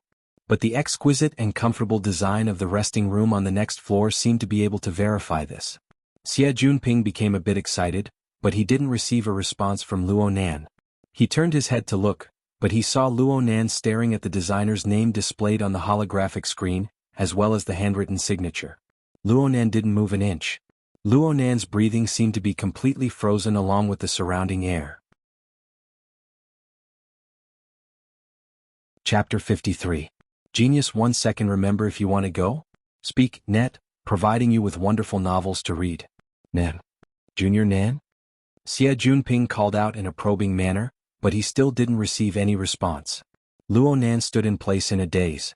He finally moved after a dozen seconds. He looked around at the furnishings within the narrow space once more. It was just that the coordination between his head and body seemed to have been completely lost. He was as stiff as a rusty machine. It was as if he could exhaust his last bit of battery at any moment and die here eternally. But in the end, Luo Nan was still able to control his body. He held onto the inner wall of the tree hole and slowly walked down the stairs. His mind was in a trance as if he was sleepwalking. Xie Junping wanted to follow, but he stopped after some thought. He continued to operate his wristband and rummaged through the Order Club's database. Sure enough, there was something new. Bo Qingwen, a doctoral student of the 72nd Institute of Architecture and Design, a senior member of the Order Club. The electronic photo from the early days was of a delicate and pretty woman. It was very fitting with the layout of the treehouse. Perhaps it was because of the first impression, but Xie Junping felt that this woman's facial features were quite similar to Luo Nan's. He already had a 70 to 80% certainty in his heart. Right when he was pondering whether or not he should confirm it a step further, his wristband displayed a call. Xie Junping grinded his teeth when he saw the number. He opened his mouth and was about to start cursing when he thought of Luo Nan downstairs. He forcefully swallowed the curses back into his stomach. He carefully walked to the window and growled, "Husan, you motherfucker want to kill me? You're still talking? What kind of bullshit is that protective system? A new investor. Are you sure? Here to take a look?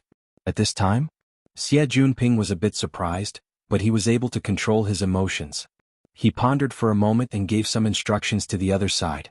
In the end, he gave a solemn warning, "Remember, if something happens again, I'll smash your door." Xie Junping walked down softly and quietly after concluding this matter. He stuck his head out from the stairwell to look down. He didn't dare to turn on the lights. The tree hole was dusky. He only borrowed a bit of daylight to barely see Luo Nan standing in the center of the resting room. He could touch the four walls with a slight stretch of his hand. But for some reason he maintained a rigid posture of touching but not touching. It was as if he wanted to embrace an incorporeal shadow in the darkness. In the end, Luo Nan's figure slowly fell down, gradually submerging into the darkness. Only his faintly trembling back could be seen, like the bottom of a flipped boat that could sink at any moment. Xie Junping didn't want to continue watching, so he quietly walked back and waited in front of the window. As time passed, the sky grew darker and darker. He couldn't help but scratch his head as he considered the information provided by Husaner. The sound of footsteps rang out while she was in a dilemma. Luo Nan appeared at the top of the stairs. His face couldn't be seen clearly due to the dim lighting. Xie Junping was delighted. He was just about to open his mouth when he discovered that Luo Nan wasn't paying any attention to him at all. Luo Nan was still like a wandering spirit. He walked all the way to the open table and hesitated for a moment. In the end, he extended his arm over and picked up the base of the round plate on the table. He entered into a daze again. Fine. Let's wait a little longer. Even Xie Junping's breathing slowed down. He just hoped that Luo Nan would return to normal soon. Senior, I'll have to trouble you with something. The sudden voice startled Xie Junping. Truthfully speaking, he really wasn't used to Luo Nan's gentle tone. Moreover, Luo Nan's voice was a bit hoarse and nasal. Could it be that he was crying? There was a subtle mismatch between the Luo Nan before his eyes and the Luo Nan in his memories. Xie Junping was a bit stupefied, but Luo Nan taking the initiative to communicate with him was a good thing. He went, "Ah" twice and hurriedly responded, "Go ahead. Go ahead.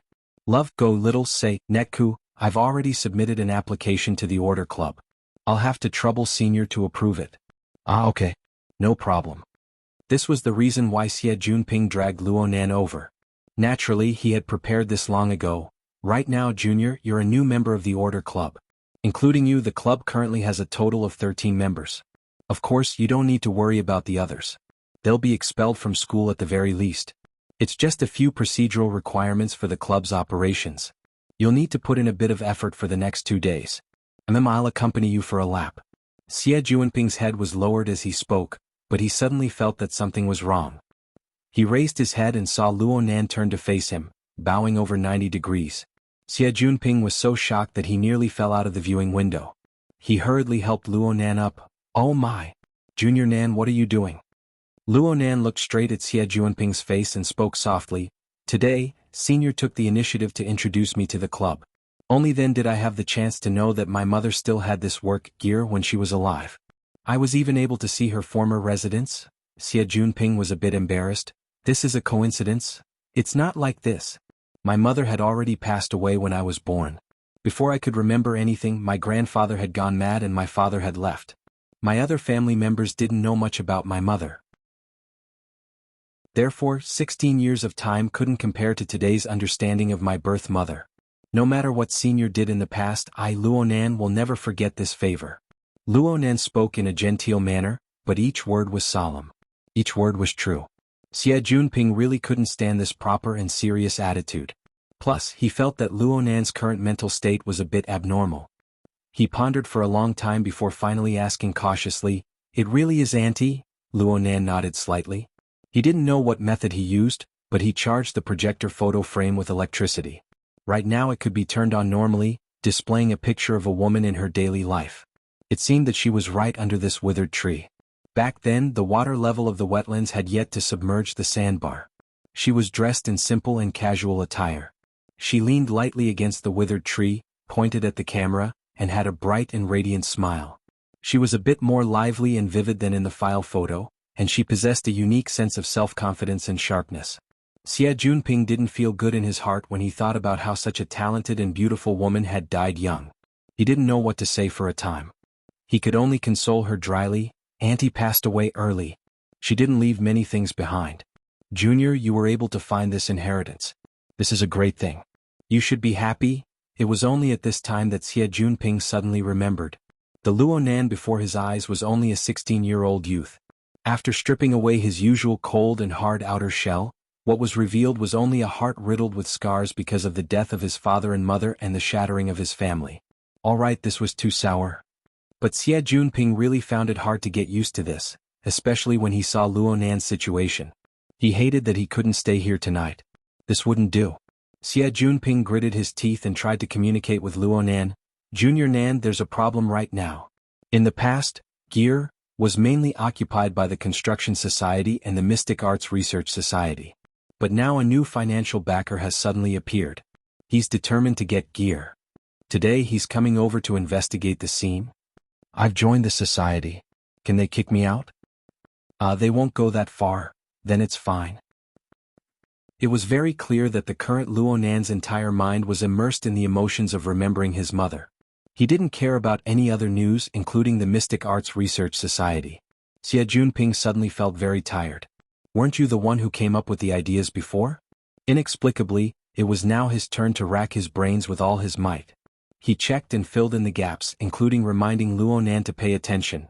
The problem is that there's only one way to get out of here. We can't let those people block us here.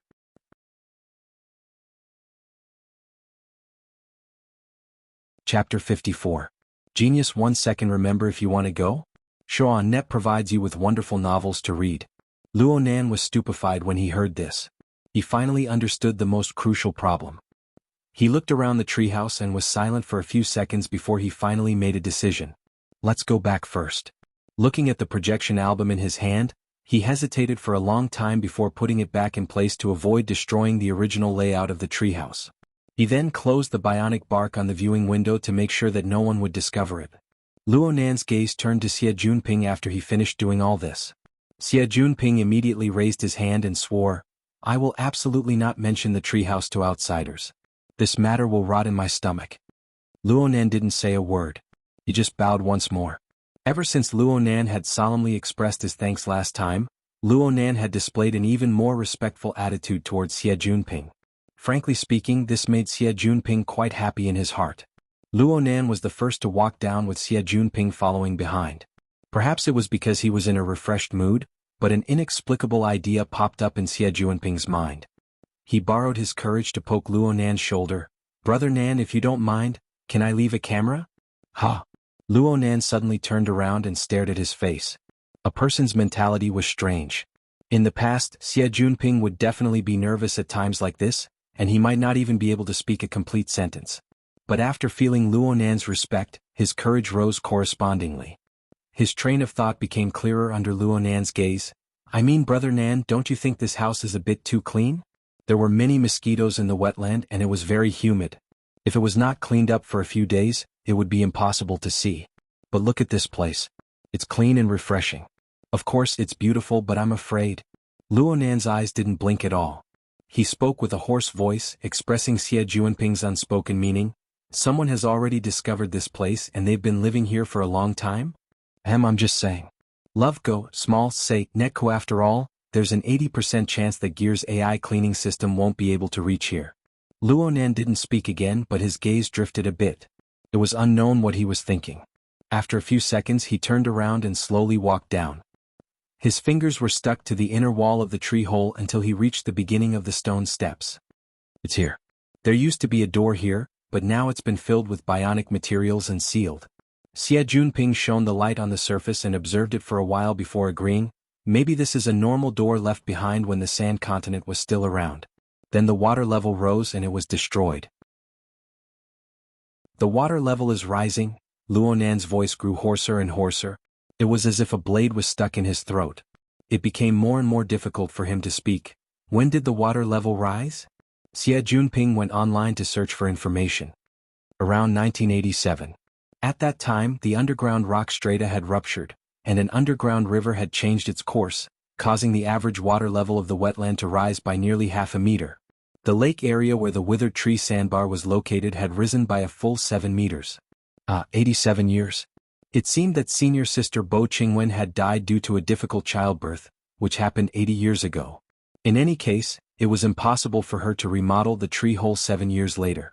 Once his thoughts were sorted out, Xie Junping hissed. There really is someone. Yes, there really is someone. Who is it? Luo Nan responded with a hoarse voice. He slowly bent down and touched the narrow secret passage that was clearly excavated later. Xie Junping came to a realization. There was also this passageway.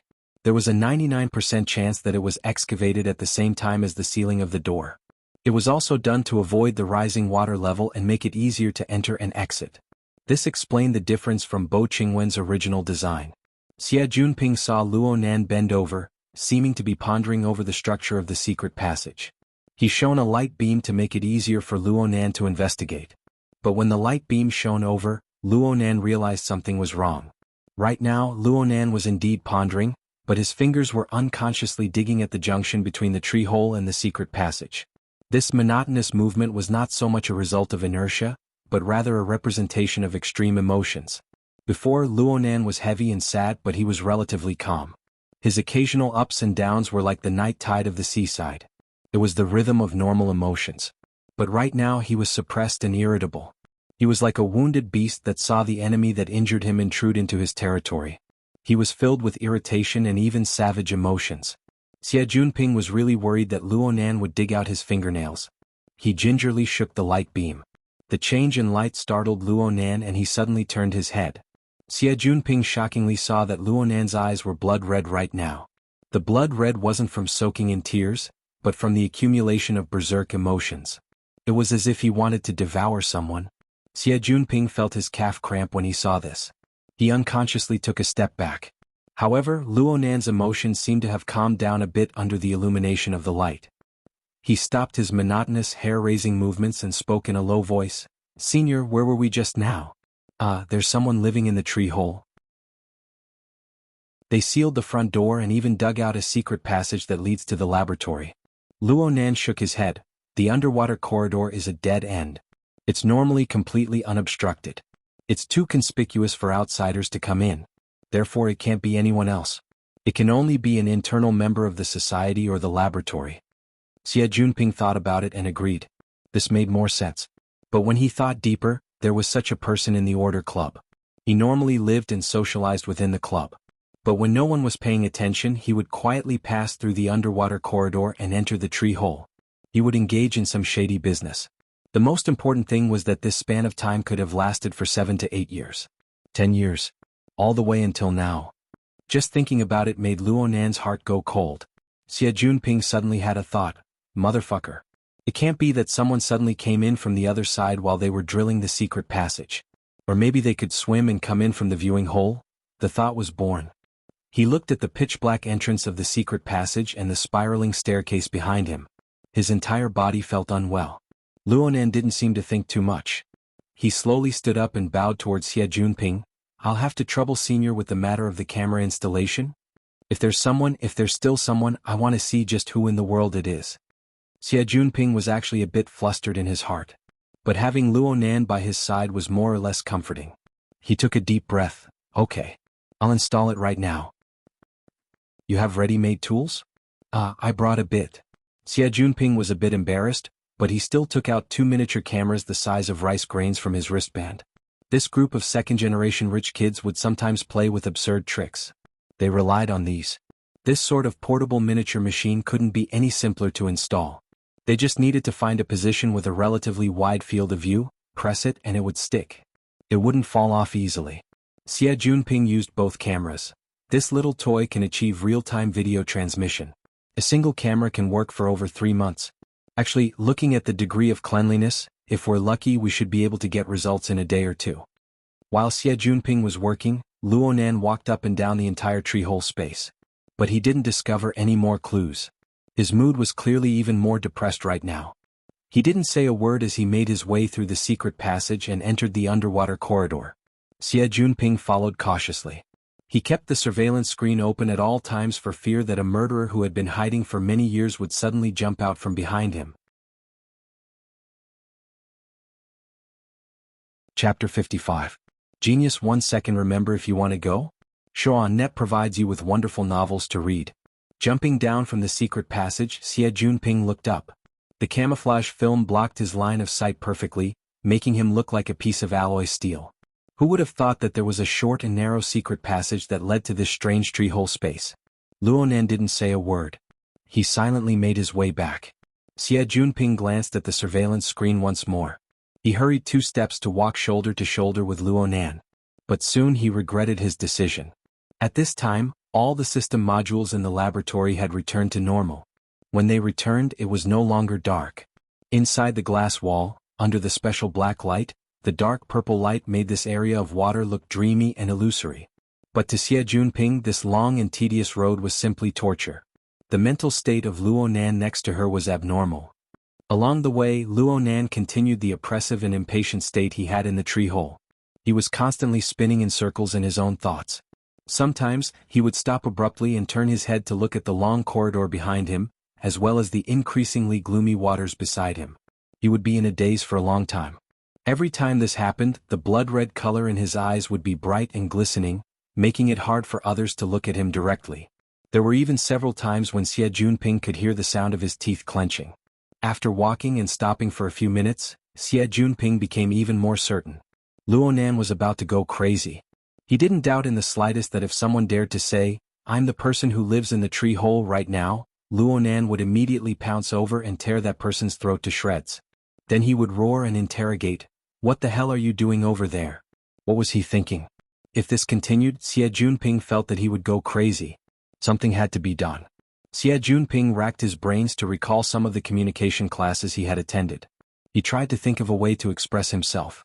After hesitating for a while, he finally said, "Junior brother, do you know very little about Auntie?" Luo Nan was clearly stupefied. His circle of self had been broken, and this power came from the nostalgia he had for his mother. This wondrous emotion was like a surging river that washed over his heart. It was slightly painful, but it wasn't bad. A long time passed before Luo Nan nodded, "Yes, very few. There's a way." Xie Junping was overjoyed and continued, "Auntie doesn't have any relatives?" Luo Nan continued to respond, "My mother was a war orphan. She grew up in an orphanage." Xie Junping almost choked, but after calculating the time, Bo Qingwen was indeed born before the Third World War. There were many such situations in that generation. No matter what, the conversation had finally begun. "Is it in the local area? If you want to gather more information, Junior, I have some power in Xia City." Xie Junping took charge again, and the results were actually pretty good. Luo Nan bowed towards him, "Thank you, Senior." Here it comes again. She felt that Luo Nan was like a person from the previous century. Or perhaps he acted completely according to the patterns of the books. Yep. Perhaps this was the case. It was just that his cold face matched well with his actions, giving people the illusion that he was relatively mature. Thinking of this, Xie Junping was even more confident about this exchange. He waved his hand and said, "Actually, I really admire Auntie. To be able to single-handedly design gear, and even after more than 20 years, people are still fighting over it. I even thought it was the masterpiece of some great master. This is also the first time I've heard of it." "Then, Brother Nan, what did you know before? Didn't your family mention anything about Auntie?" The sudden silence nearly made Xie Junping think that he had outsmarted himself. But in the end, Luo Nan still opened his mouth. "Mom passed away before I was born? You said it before." Hold on. Why did these words sound a bit strange? Before Xie Junping could think it through, he heard Luo Nan speak. "Mom and him met at Acumen College. They went together to the wilderness and met up with my grandfather.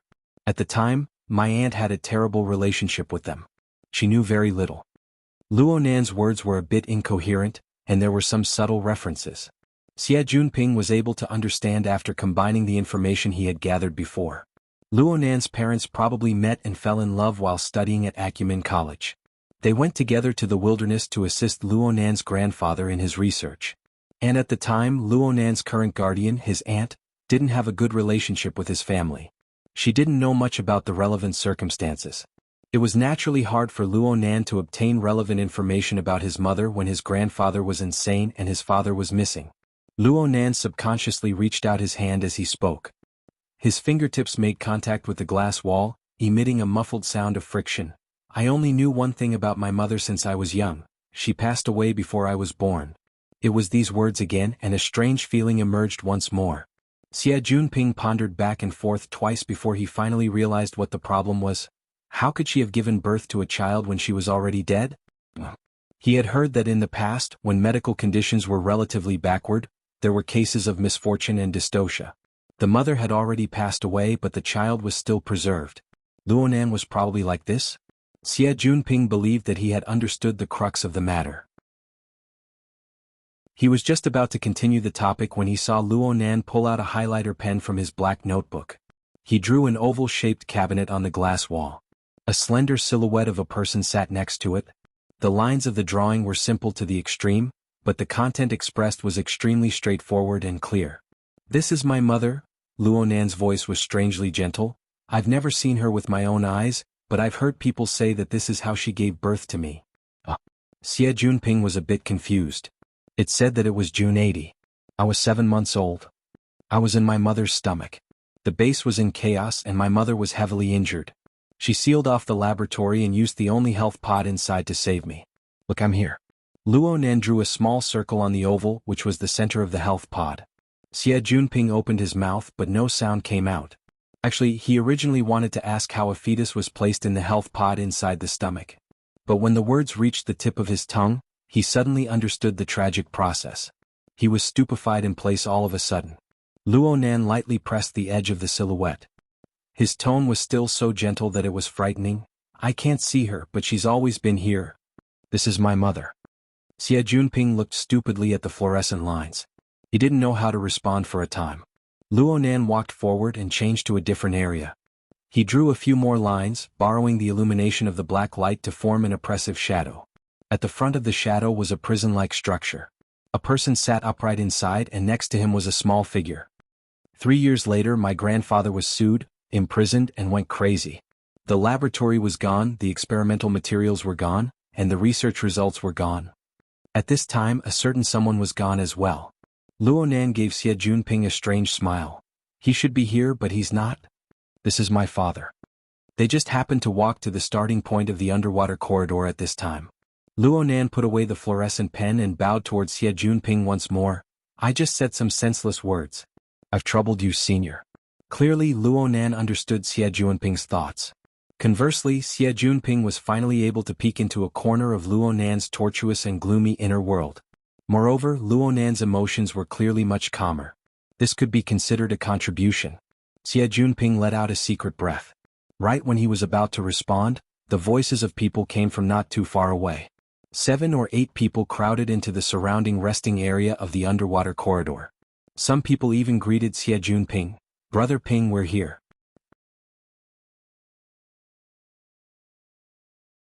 Chapter 56. Genius 1 second. Remember if you want to go? Speak. Net provides you with wonderful novels to read.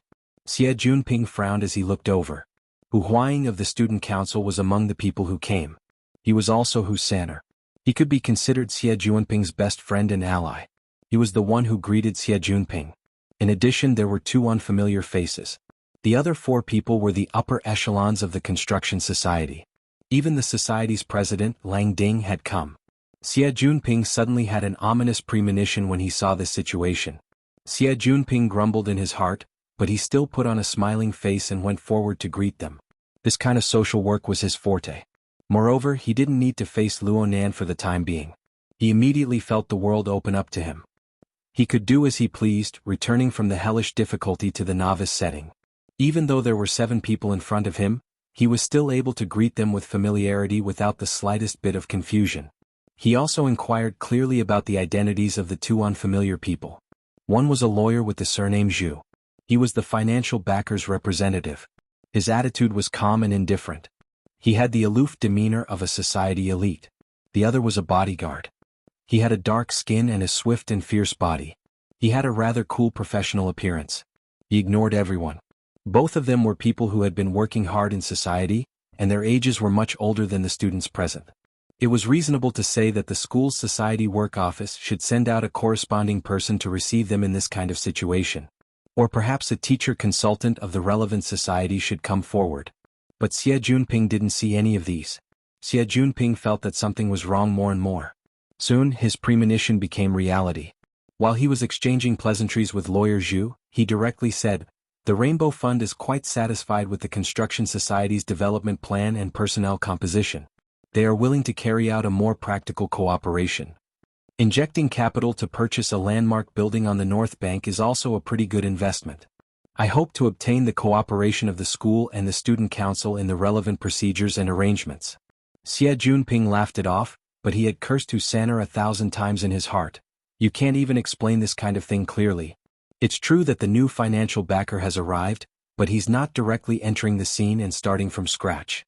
He's here to assist the construction society. Damn. I originally thought that the Twin Dragons Society was going to become the Three Kingdom Kill. But looking at the situation, it was clearly one-sided. He grinned. When he shook hands with Lang Ding, he said, "I won't mention anything else, but I have to say that I'm impressed by the construction society's ability to attract sponsors." As the chairman of a large society, Lang Ding was not a particularly domineering person. At this moment he only smiled. It's fine. Bringing in a new investor will make the society's capital structure more reasonable, and it will be easier to manage. Good luck. Xie Junping laughed and laughed, but in his heart he screamed, "Trouble?" He turned his head to glance at Luonan. This master still had a downcast appearance. He didn't care about the group of uninvited guests at all. Indeed, according to Luonan's logic, as long as he was in the Order Club, within the building that his mother had designed, it didn't matter who took control of this place in the end. My lord, how could it be that easy? Xie Junping cursed inwardly, feeling a headache coming on. Whether it was the Construction Society or the Mystic Arts Research Society, none of these large-scale societies were easy to deal with. If you didn't do your job well beforehand, a small club member would have plenty of ways to make you lose your job. The reason why Xie Junping dared to guarantee Luonan before was because he had already given the Mystic Arts Research Society a heads up. The road ahead and the road behind were completely paved. As for the Construction Society, it really wasn't easy to handle. Lang Ding was easy to talk to, but the structure of this society was quite complicated. There were many thorns in the executive committee. Let's not talk about other things. That damn dog Li Xueqing was the vice president of the Construction Society. He possessed a lot of influence within the society. If Luonan really entered the Construction Society and bumped into Li Xueqing, wouldn't a mysterious campus death case occur? He had to think of a plan when he got back. Xie Junping didn't have the mood to stay any longer when his thoughts reached this point. He spoke a few more words of nonsense and pulled Luonan to leave. But who knew that Lawyer Zhu of the Rainbow Fund would call him to a stop after just a few steps? Head Xie, there's something I need to consult you about. Xie Junping was the head of the Society Activities Department of the Student Council, but there were very few people who directly addressed him by his title on campus. He was stunned for a moment before turning his head and putting on a smiling face. Lawyer Zhu, please don't hesitate to ask. Lawyer Zhu nodded slightly.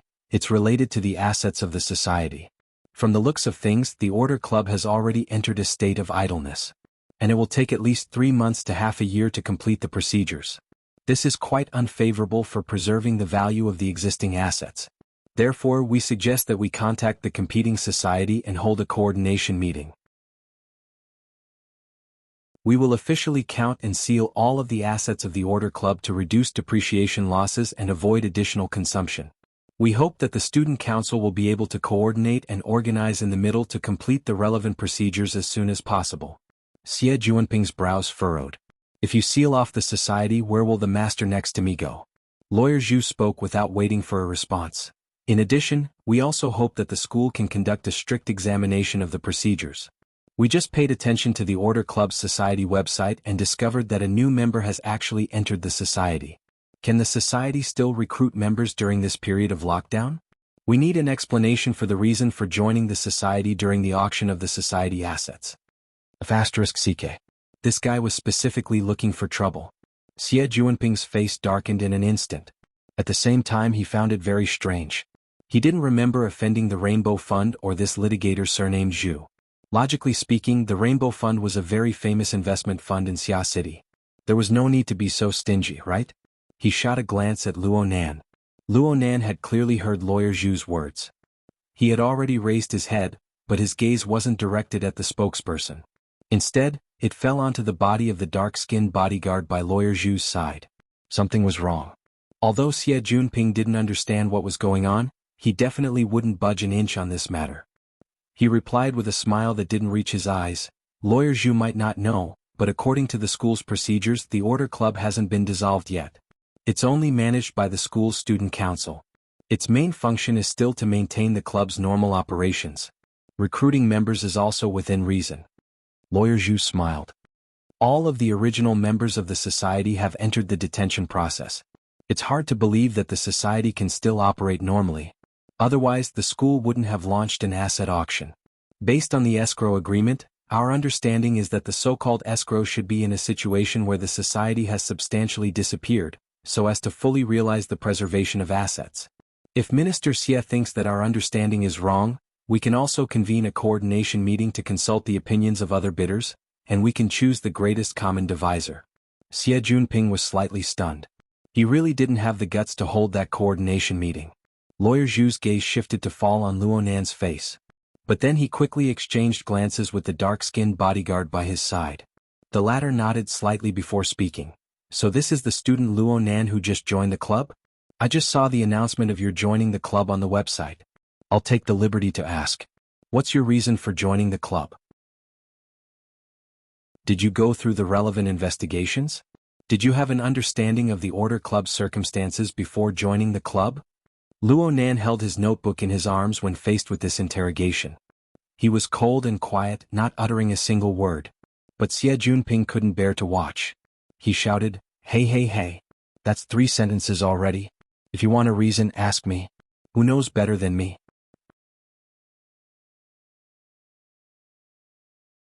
Chapter 57.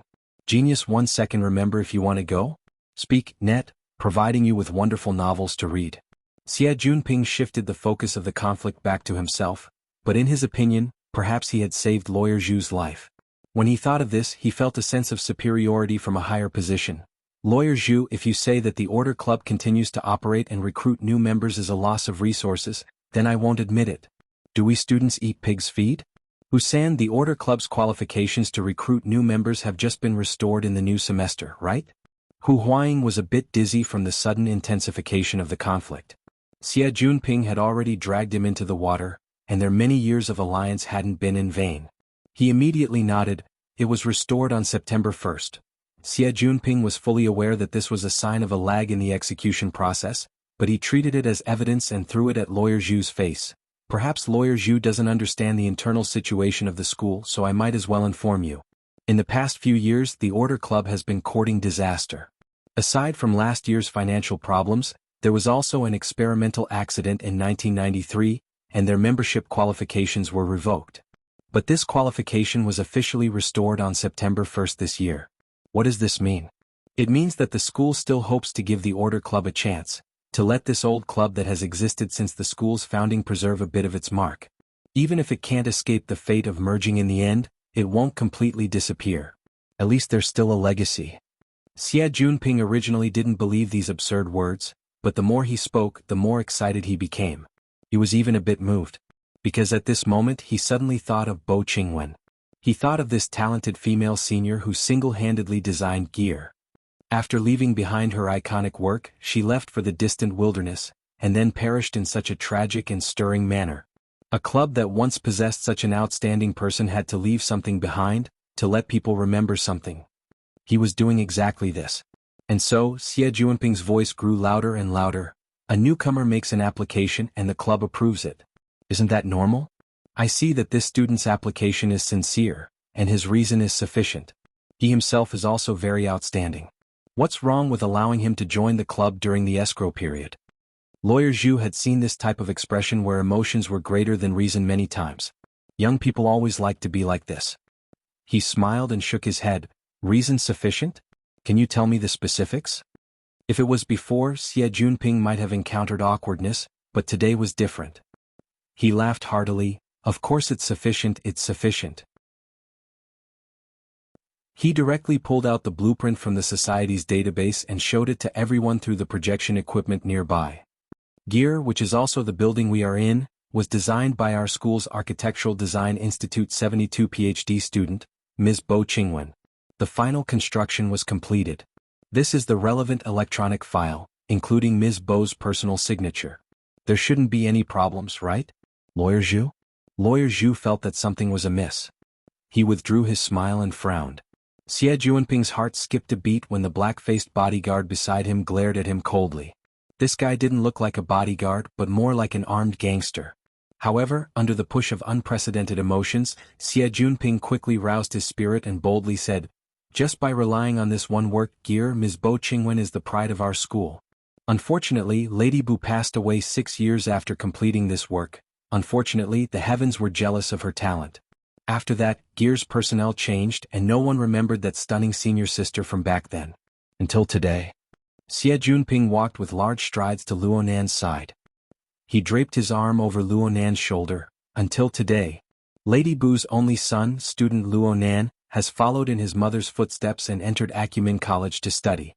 After a month of searching, he found his mother's work from back then. But he witnessed the decline of the Order Club and the lack of maintenance on Gear. He was heartbroken and took the initiative to join the society, to contribute all of his strength, to let this legendary building radiate its splendor once more. Is this reason enough? Luo Nan shot a glance at the palm on his shoulder, but he didn't say anything in the end. The most difficult person to please didn't have any objections. Xie Junping's imposing manner rose with the tide. Junior Lang, Lawyer Zhu.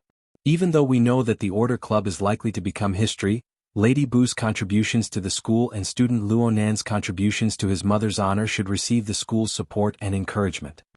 Even though this is my personal opinion, I'll say it here. If you have any objections, you can doubt it. Suing is no problem.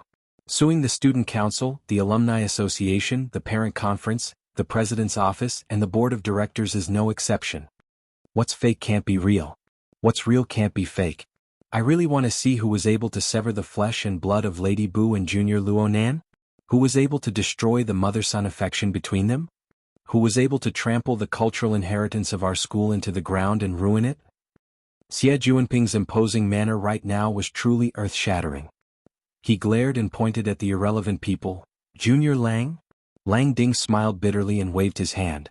He didn't want to clash with Xie Junping. Xie Junping looked at the most talkative person. Lawyer Zhu? Lawyer Zhu's face turned a bit green. He didn't respond immediately. It seemed that he was preparing his words. How could Xie Junping give him the chance? Right now his heart was carefree, indescribable with words. In the end he just laughed out loud, put his arm around Luo Nan's shoulder and swaggered off. This was an unprecedented victory. Xie Junping's eyes were practically brimming with hot tears before he had even walked a few steps. This was the first time he didn't look at the teleprompter. He didn't use his built-in earphones to give a passionate speech, okay? The effects were simply explosive. Was a pity? It was a pity that he wasn't able to record it. He wouldn't be able to recollect it in the future? Hold on. Perhaps there was a way. Xie Junping turned his head and asked, Junior Nan. My image this time. Give me a drawing. Sorry? Only now did Xie Junping discover that he had forgotten himself in his excitement just now. He was still holding Luo Nan's arm and hadn't let go yet. Xie Junping immediately shrunk his neck and hastily pulled his hand back when this old man's cold gaze swept over him. Who knew that Luo Nan would give him a thumbs up in the next moment? Senior, you're eloquent. Xie Junping coughed. He wanted to be a bit reserved. I've seen this bunch of litigators many times. It's Auntie and Junior Nan who gave me the confidence. In the end he couldn't help but grin and laugh loudly. He couldn't control his mouth in the end. Speaking of which, Junior Nan, just give me a drawing. It'd be a pity if you didn't keep it as a souvenir. Luo Nan actually didn't refuse. He just said, I'll go buy a flexible screen first. Xie Junping didn't expect Luo Nan to respond. He suddenly received this kind of response. He was stunned for a moment before becoming overjoyed. Actually, a portrait didn't count for much. But this represented that his friendship with Luo Nan had truly entered a new stage. He immediately slapped his chest. I'll buy this. No need. Thanks. Luo Nan laughed, but he quickly restrained himself. He lowered his head and flipped open the notebook. He went to the page of the flexible e-ink screen and looked at the cracked screen. A moment later he opened the metal ring and removed the flexible e-ink screen. He weighed it in his hand and suddenly assumed a posture of wanting to throw it. Xie Junping was shocked to the side. He instinctively went to grab Luo Nan's arm. But who knew that Luo Nan himself would stop before he could exert his strength?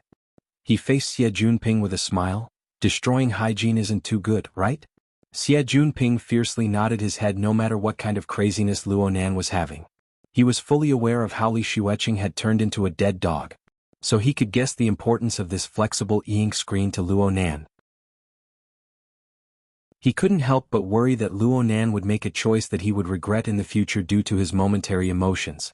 If Luo Nan could figure it out by himself, then that would be for the best. Luo Nan muttered to himself for a moment. In the end he placed the flexible e-ink screen back into the notebook and continued to walk forward. It was as if nothing had happened.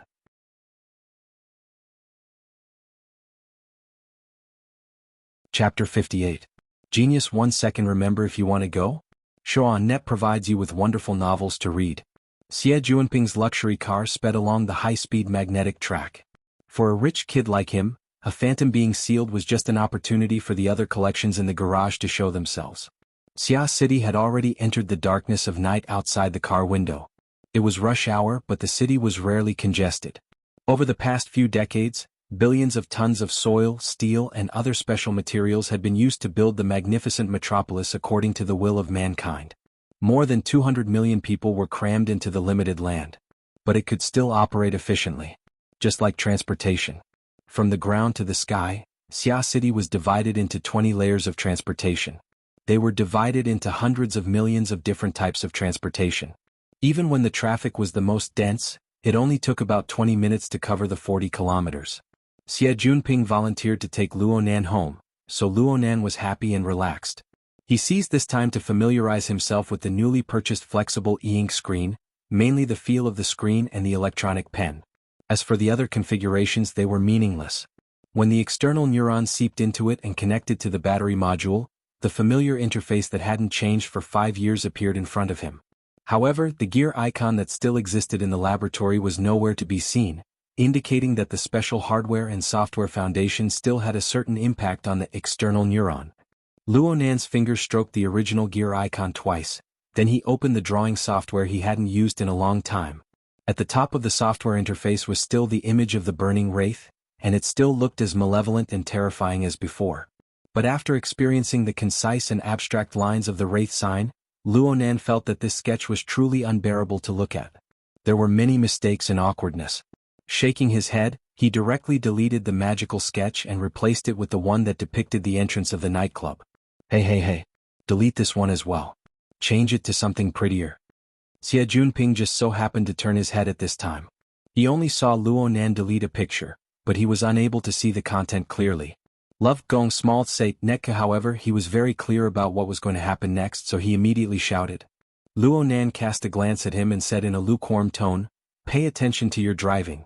This is a high-speed magnetic track. How am I supposed to drive it?" Xie Junping put his hand on the steering wheel, but he received a warning from the car's AI, telling him to enter the conversion zone before adjusting the magnetic track to avoid a rear-end collision. Xie Junping had an innocent expression on his face. Luonan was disinclined to pay attention to him. He created a blank page on the drawing software and immediately put pen to paper. Xie Junping drew close with a whoosh.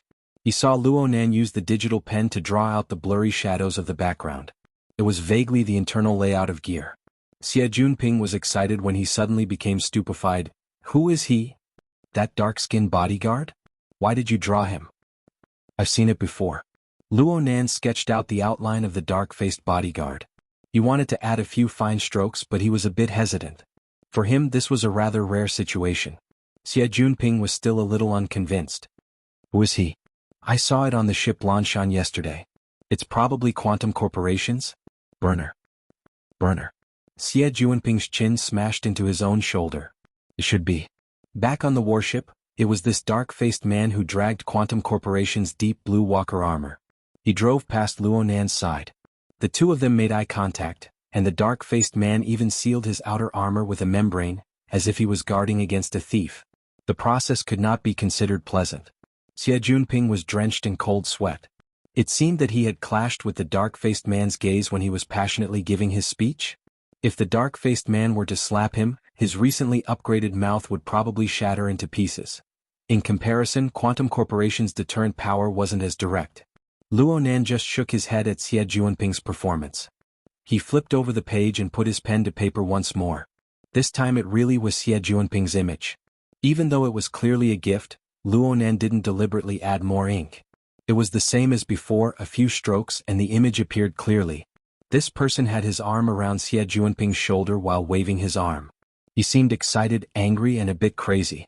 But the arm around Xie Junping's neck and the shadow on his flank made this somewhat out-of-control action turn into a somewhat upright and unyielding guardian. Xie Junping was still yelling, "How could I be this crazy?" But after seeing the overall composition, he became happier the more he looked. This continued until he was grinning from ear to ear. He was satisfied to the extreme. In the end, there was only one point of dissatisfaction. That's you on the side, right? Why didn't you draw it? I'm not good at self-portraits. Luo Nan responded simply and immediately sent this picture over. He didn't care what Xie Junping did with it. And then Luo Nan selected the 2 new sketches he had drawn as well as the ones he had accumulated before. He pressed on the screen for a few seconds and the second layer of the drawing software opened up. It was the true appearance. He had tried it yesterday in the confinement room of the warship and failed. Today he switched to a different machine and everything went smoothly. The main body of the second layer was the tetrahedron on the title page of his grandfather's notebook. It was just that it didn't have an inscribed sphere or an outerscribed sphere. Instead, it was divided into 5 roughly equal layers. It rotated within the gray background. Xie Junping's gaze shifted over. He was a bit curious. Maslow? This interface really did look very close to the diagram of Maslow's hierarchy of needs. This theory arranged a person's needs from low to high, from basic to complex. It was like a staircase that was arranged into 5 layers. As long as one had a bit of common sense in sociology and psychology, they wouldn't be unfamiliar with this classical theory and related diagram from the last century. Xie Junping pointed and said, from bottom to top. Physiology, safety, social interaction, respect, and self-realization? It's students, employees, technicians, clergymen, and politicians. So vulgar. I'm saying that these occupations can be arranged in a staircase? Luo Nan didn't explain. Right now he had selected a dozen or so sketches, and they all moved into the enclosed space of the tetrahedron. There were at least several hundred similar artworks scattered within. Within the enclosed space, all the sketches were scaled down. They began to flip up and down as new sketches entered. It looked like a marvelous card set that was repeatedly shuffled and rearranged under the drive of the software. Several seconds later, the positions of the several hundred artworks within the card shuffling machine were determined. The vast majority of them were arranged in the bottom 2 layers. Occasionally there was a 3rd layer, but the 4th and 5th layers were all blank. I can play with them like tarot cards? A fortune teller? Which company made this software? Xie Junping was attracted by the marvelous changes in the interface. His mind was filled with questions. At the same time, he opened his eyes wide and strove to find his own image. It's my father's work. Xie Junping immediately became honest. He roughly understood Luo Nan's temperament now. He knew that Luo Nan wouldn't be in a good mood as long as it was related to his father. Luo Nan was much quieter for the rest of the journey. The flying car arrived at Blue Bay Community at approximately 7:15. This was a bit later than the usual time to get home. Luo Nan bid farewell to Xie Junping and walked into the community. Soon a scratching noise rang above his head. The familiar rhythm indicated that it was ink greeting him. Luo Nan didn't raise his head as he walked into the apartment building's elevator. He opened his notebook after choosing his floor and stared at the flexible e-ink screen. He stared blankly at the special interface of the 2nd floor. Then he sneered. That coward would forever shrink his head and tail even though he was declaring his existence. The drawing software was like this. The external neuron was like this. The tree-hole space. Was it like this? Luo Nan didn't know, but the burning pain in his heart could not be clearer. The elevator reached the floor and the metal door opened. Luo Nan closed his notebook with a bang and walked out with large strides. The home AI sensed his existence and opened the front door after confirming it. Luo Nan stepped inside, but he was slightly startled. The lights in the living room were on. A middle-aged lady was sitting on the sofa, handling business through her wristband. She raised her head when she heard the door open. She looked straight at him with an expressionless face.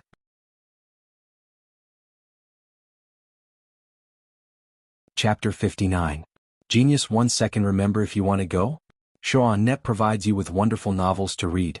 Luo Nan immediately stood at attention. Aunt? The middle-aged lady on the sofa was Luo Nan's aunt, Luo Shuqing. She was small and thin, with a plain face and a quiet and serious temperament. Luo Nan hung his head as usual in front of this elder. Auntie, you came from so far away? There's someone who just won't budge no matter how much I ask. So, I came over to pay my respects. Mrs. Luo Shuqing's poisonous tongue was as sharp as ever. It immediately made Luo Nan speechless. It was only then that he realized why it was so easy to pass the inspection last night. His aunt had probably already made up her mind to come here for a surprise inspection. Well, that was my aunt's style. Luo Shuqing looked at her watch and stood up. Let's go. Your uncle has already prepared dinner and is waiting for us. She didn't give Luo Nan any chance to object. Luo Nan still wanted to struggle a bit. There's no need to go through so much trouble. Since you know it's troublesome, don't go looking for trouble. Luo Shuqing walked to Luo Nan's side.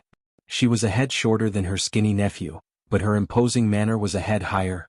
These are extraordinary times. You're extremely daring. You live in a high-rise apartment and aren't afraid of the building collapsing. But your uncle and I are old.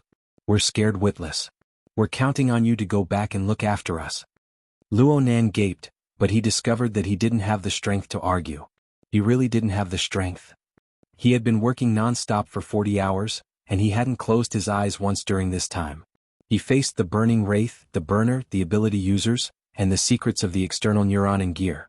Countless information poured in and burst forth, and there was also the intense washing of emotions due to his mother and coward. He had practically overdrafted all of his energy. At this moment, he felt as if he had just returned home after a long and arduous march. Then, in the face of his aunt, who had always treated him as her own daughter, in the face of a rare family member who could completely relax, why should he argue and torment himself? In a moment of stupefaction, Luo Shuqing had already forcefully pulled Luo Nan's shoulder to face the door. Everyone, time is precious. Let's go. The familiar, unyielding and affectionate action made the corner of Luo Nan's mouth twitch. He wanted to reveal a smile and announce his failure in front of his aunt. This was his usual routine and it was what made his aunt most proud of him. Love go, small say, net chew, but halfway through he couldn't go any further. Because at this moment, the fatigue, hardship, pressure, and most importantly, the uncontrollable complex emotions that had accumulated over the past 2 days all rushed to his head, roaring as he searched for an opportunity to vent them. It seemed that any slight tug on the facial nerves would cause the fragile dam to collapse, and everything would flow out. There was an instant when Luo Nan even wanted to drag his aunt back to school. He wanted to point out gear in the tree hole for her to see. He wanted to ask her if she felt the same way he did. However, when he thought about how his aunt knew almost nothing about his mother, this impulse disappeared. Some things were destined to be shouldered by oneself. No one would be able to fully accept and understand your feelings. The fact that he was able to tell Xie Junping so much today was already a sign of him losing control of his emotions. It would be difficult for him to do so again. 100 thoughts crossed Luo Nan's mind. In the end, Luo Nan just slightly raised his head to avoid letting his aunt see the sorry appearance of him losing control of his facial expression. But how to resolve this extremely unnatural movement was beyond his ability. Just as he was feeling awkward, his wristband vibrated. Luo Nan turned around in practically an instant, his back facing his aunt. He took a deep breath before connecting to his wristband. A half-familiar yet half-familiar voice immediately transmitted over, "Hey handsome, wanna meet?" "What's up?" Luo Nan already saw that it was Zhang Yingying's number. He didn't have the strength to tangle with this overly lively woman with words, but the hoarseness of his voice shocked him the instant he opened his mouth. Afraid that his aunt would hear something strange, Luo Nan walked a few steps into the house. Zhang Yingying was quite sharp. She could hear that Luo Nan's state was a bit off. She asked curiously, "Are you sleeping? Where are you?" Luo Nan adjusted his voice and did his best to use short and clear words. "At home." "Okay, I think so too. But your heart is quite big. You haven't received a notice of the entrance exam all day. You don't even know to call and ask?" How could Luo Nan say that he had completely forgotten about this matter? "I give it to you. Where did the initiative of the job seeker this morning go?" "I still remember even now. Teacher, I want to be a staff member." The young girl pinched her throat, fabricating words that Luo Nan had never said before. Luo Nan actually laughed. Far too many things had happened today. From Luo Nan's perspective, each matter was heavier than the last. His thoughts had already been forced into a very narrow region. Zhang Yingying's jesting brought it up made his mind much clearer. The Professional Ability Users Society? Okay, the Explorers Society was a platform that he had to fight for no matter what. Right now he didn't have the extra strength to go and think about things that had already happened. He didn't have any hope of becoming emotional and fretful. He asked, "It's starting?" "Well, hurry back right now. Your main examiner is about to arrive at the large living area outside of Acumen College, the Limestone Water Village pub. I'll explain the specifics to you when you arrive. I feel that your chance has come." Limestone Water Village pub. Could this call have come 20 minutes earlier? Luo Nan was speechless for a time, but he didn't say much. After all, this phone call gave him an excellent reason. He hung up and his mood more or less calmed down. He turned around and wanted to speak to his aunt. But he never expected to meet Mrs. Luo Shuqing's curious gaze. "You're going out?" Yes. A date?" "No." Luo Nan immediately shrunk back. "Then what is it?" Luo Shuqing didn't let him off. It's a gathering." "A gathering? Limestone Water Village pub? I remember that it's near your school. Why don't you just go there?" "Didn't I forget?" Luo Nan was struggling to deal with this when he suddenly remembered something. It seemed that Shuelei's girlfriend had mentioned this afternoon. He operated his wristband on the spot and sure enough, he received an invitation from the Acumen Mutual Assistance Association in his mailbox. Coincidentally, the Acumen Mutual Assistance Association's gathering location was also the Limestone Water Village pub. Of course, the meeting time had already passed, but it didn't affect him taking the blame. Luo Nan showed the email to his aunt. "This is the school's Mutual Assistance Association activity. It's a very formal cold dinner party." Mutual Assistance Association. Why are you interested in it? Luo Shuqing understood her child's temperament the best. With his introverted and autistic personality, how could he be interested in this kind of social gathering? Luo Nan took out a ready-made reason. The school's societies are very exclusive. It would be very troublesome without a senior to lead the way.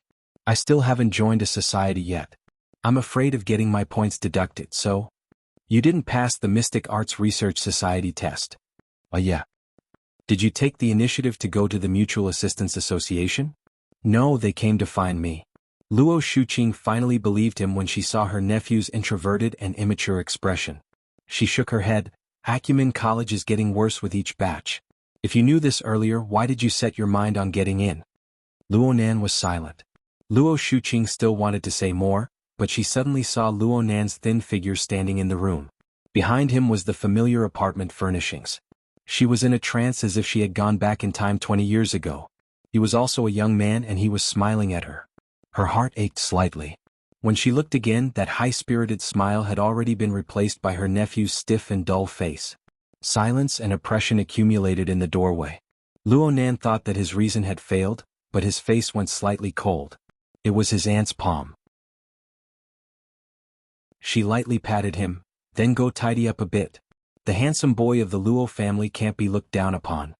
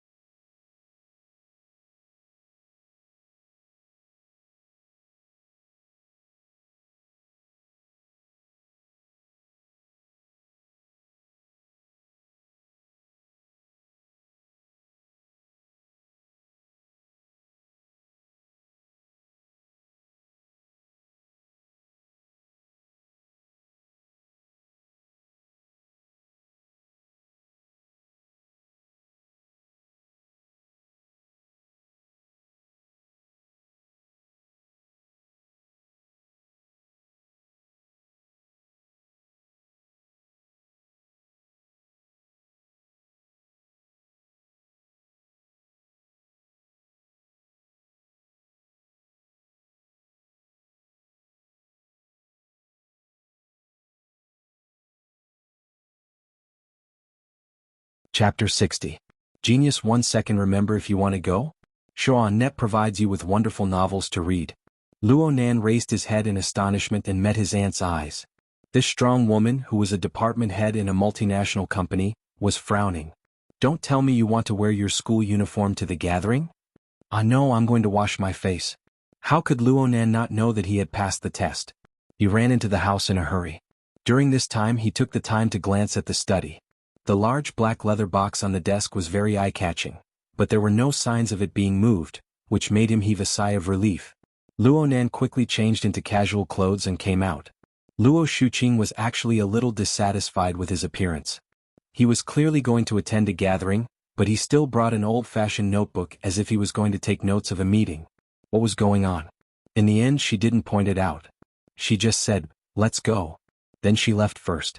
Clearly she was going to send Luo Nan to the gathering location. Luo Nan was already used to his aunt's forceful style.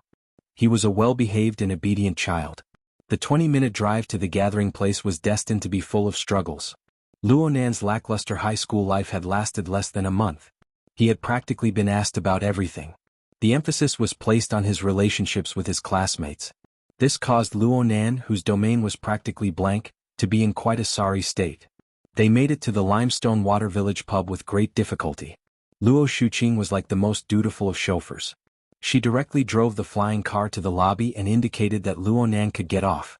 At the same time her sharp eyes swept the lobby of the hotel. Luo Nan knew what his aunt was thinking, but he didn't have a single method to deal with it. He could only pray a few times in his heart, open the door, get off the car and enter the lobby. Perhaps his luck had taken a turn for the better, but Luo Nan really did discover the sign-in area of the interactive meeting in a corner of the hall according to the hint of the invitation email. Even though there was no one on duty there, the electronic sign-in screen was still there. Luo Nan was able to find his name without a hitch. When he finished signing, his aunt's call came. "Don't stay out too late. Call me when the party is over." Luo Nan let out a sigh of relief when Luo Shuqing's flying car drove away outside the hotel. He glanced at the number of people who had signed in. There were actually more than 1,000 people. In Acumen College, due to the existence of the upper limit of society members, no society would have this kind of scale. Only an inter-society sorority could pull out such a grand display. Since there were so many people, one more or one less wouldn't make a difference. He didn't have to run over halfway and attract unwanted attention. However, Zhang Yingying was really unreliable. From the tone of the phone, it sounded like she had been waiting in the hotel for a long time. But where was she now? Luo Nan was about to contact her again, but before he could even dial out the number, he heard laughter coming from behind him. "Nanster, I thought you weren't coming." As he spoke, the sturdy Shui Lei strode over. Beside him was his girlfriend, Qin Xiaolin. Both of them were tall and had long legs. In just a few steps they had already reached the front. Luo Nan hastily ended the call. He felt awkward and baffled. Weren't these two people too well informed? He had only signed his name. If it was only Shui Lei it would be easy to handle. But facing Qin Xiaolin, Luo Nan still needed to be courteous. "Apologies, senior sister Qin. I was busy so I came late." Qin Xiaolin pursed her lips into a smile. "Leister and I didn't think you would come. I was shocked to see the message on the sign-in screen." This. Luo Nan didn't know how to respond for a time. Qin Xiaolin seemed to have drunk a bit of alcohol. Her cheeks were slightly red and she spoke quite straightforwardly, "But it's good that Junior could come. You're giving me face. After all, your signing counts as my performance." Having spoken to this point, Luo Nan naturally couldn't say that he didn't want to come. He actually wanted to leave. He could only follow the two of them to the banquet hall. It was just as Qin Xiaolin said. The cold dinner this time was very formal. There was a big shot from the student council who pulled in sponsors. They reserved the number 1 banquet hall of the hotel. The scene was extremely grand. Number 1 banquet hall was on the 27th floor. There were no unused elevators in the hall, so the three of them chatted as they waited. Qin Xiaolin talked about the matter of the society in a few words. This was also the reason why she invited Luo Nan to participate in the banquet. "I've already found people related to the matter of the society. I'll bring you and Leister to meet them later. Do your best to pick one that is more to your liking. Leister, don't say that the society is boring. There are no credits." Luo Nan had no choice but to open his mouth. "Senior sister, the matter regarding the society actually," Qin Xiaolin frowned. "You did it ahead of time?" Luo Nan nodded in agreement. "Li Mingde did it?" Qin Xiaolin's face flushed red again. This time it wasn't just because she was drunk, but because she was angry. Junior, I've already mentioned it to you. The matter of the society is too complicated. It's not what you think it is. Do you know where Li Mingda is right now? He's in this hotel. He's being entertained in a private room. Even if you have to go through him, do you think it's more effective in his office or here? She's drunk. Shui Lei first reminded Luo Nan in a low voice. Then he turned to face Qin Xiaolin and guaranteed, Nanster definitely didn't go through the procedures with Elder Illustrious Virtue. I can testify to this. Elder Illustrious Virtue was quite angry at the time. Luo Nan could see Qin Xiaolin's state. He wasn't angry, but he found it strange that Shui Lei didn't explain the matter clearly to Qin Xiaolin. I asked Shui Lei in a whisper and he shrugged. Isn't there that senior Xia? He has a lot of connections there and I'm not good with words.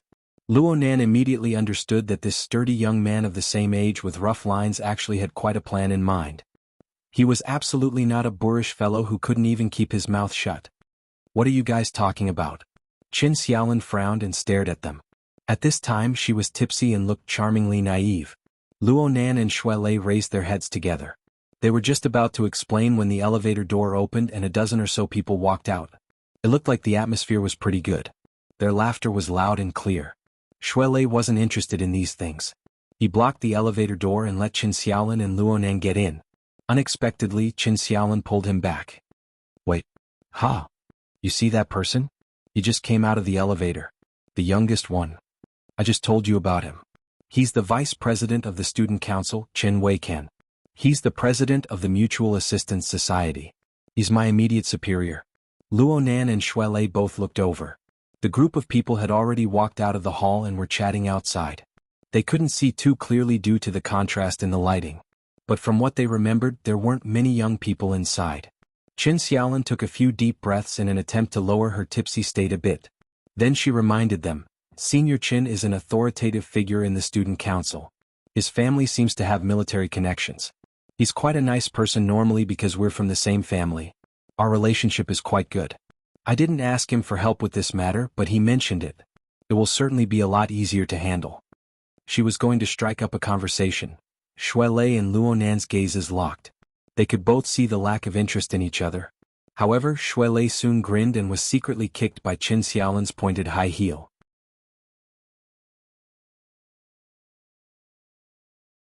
Chapter 61. Genius 1 second. Remember if you want to go? Net provides you with wonderful novels to read. Look at the people that he went out with.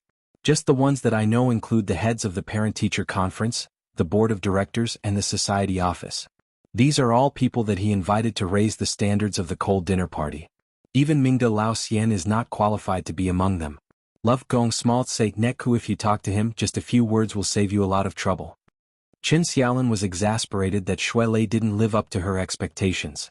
Shui Lei also frowned. He really couldn't do such a thing.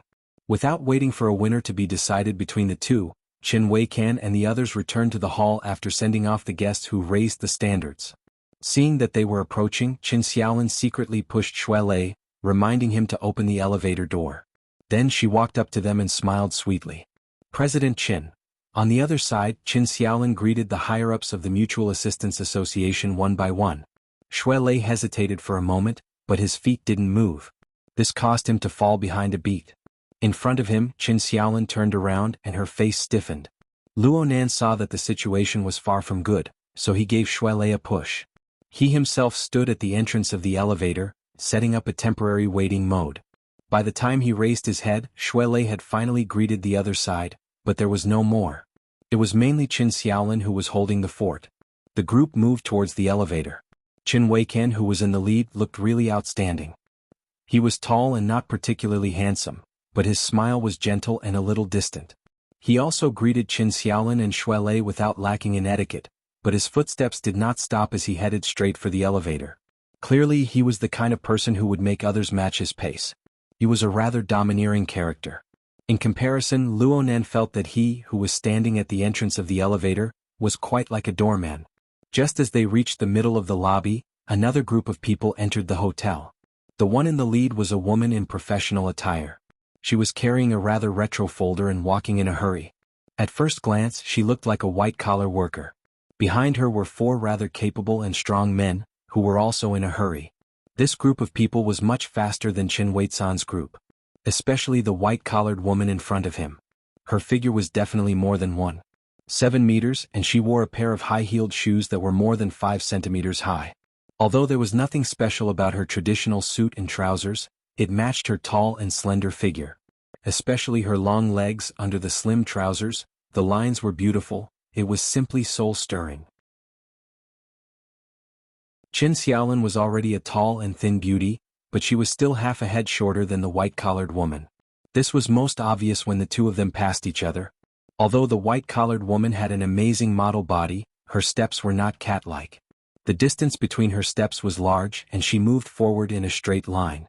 Even the 4 strong men behind her had a hard time following. When he got closer, he could see that the appearance of this white-collared lady matched her figure perfectly. Her silhouette was clear and solid like a sculpture, but there was a coldness that kept people away. In comparison, beauty was secondary. At this moment, she was frowning as if she was thinking about something. She walked into the elevator and ignored everyone else. A few strong men followed behind him, and in the blink of an eye, they filled up half of the elevator. Well, Luonan had really become a doorman now. Qin Huiqian was a bit stupefied when the white-collared woman walked by like the wind. Only when he saw the face of the white-collared woman through the lights of the elevator did he wake up from a dream. He called out in a probing manner, Sister Fong?" The white-collared woman slightly raised her head. Her gaze swept over Qin Huizan's face and her frown deepened. Clearly she did not recognize who he was. Qin Huiqian was certain of his own guess. He hurried 2 steps forward and laughed, "Hello, Sister Fong. I'm Qin Huiqian. My father is the Deputy Chief of Staff of the Xia City Closed Defense Army, Qin Hanxing." He strode into the elevator and his subordinates behind him, Qin Xiaolin, Shuelei, and the others naturally followed him in. It was a grandiose and imposing scene. The white-collared woman's gaze swept across everyone's faces at this time. It was impossible to tell whether she was happy or angry, but Qin Huiqian thought of a certain rumor. His heart suddenly jumped, and he turned his hand to block the elevator door, blocking everyone behind him. His forearm touched something at this time, but he was disinclined to pay attention to it. He turned his body to the side and didn't explain. He just said in a low voice, "You guys go next." He pressed the button to close the elevator door as he spoke, blocking the others outside. F***CKME? Luonan could clearly hear Shuelei's cursing. Then he saw Shuelei come over with a dark expression. He wanted to press the elevator button, but there were 2 people in between. It took a bit of time, and by the time he arrived the elevator had already gone up. He was a step too late no matter what. He looked at Qin Xiaolin again and she was covering her chest with her hand.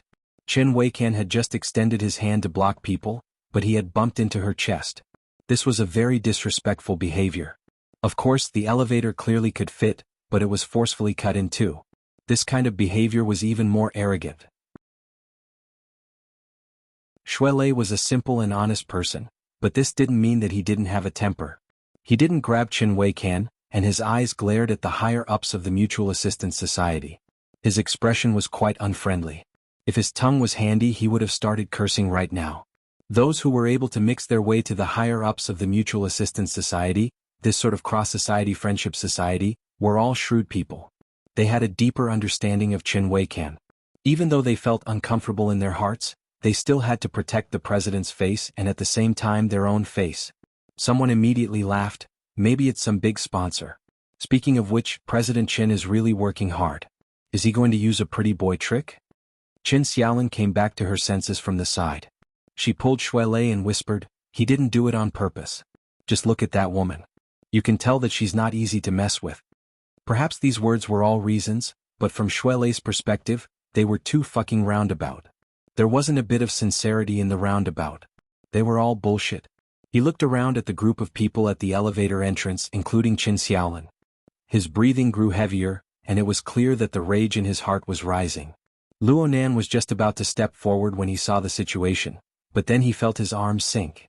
Then a laughing voice entered his ear, "What a rude fellow. You actually didn't wait at the door. Luckily my eyes are sharp.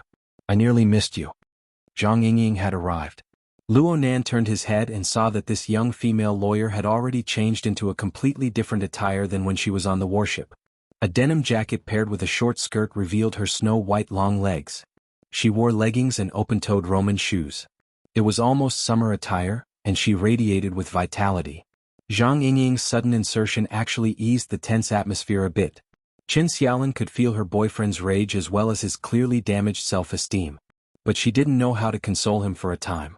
She could dispel Shui Lei's rage without provoking the group of people in the Mutual Assistance Society. She could only try to divert his attention. She first pulled on Shui Lei's stiff arm. Her posture was exactly the same as Luo Nan and Zhang Yingying's. She forced a smile and greeted him. "Nanster, is this your girlfriend?" Luo Nan was just about to shake his head when Zhang Yingying giggled to the side as she responded, "Hello everyone. I'm one of Luo Nan's pursuers.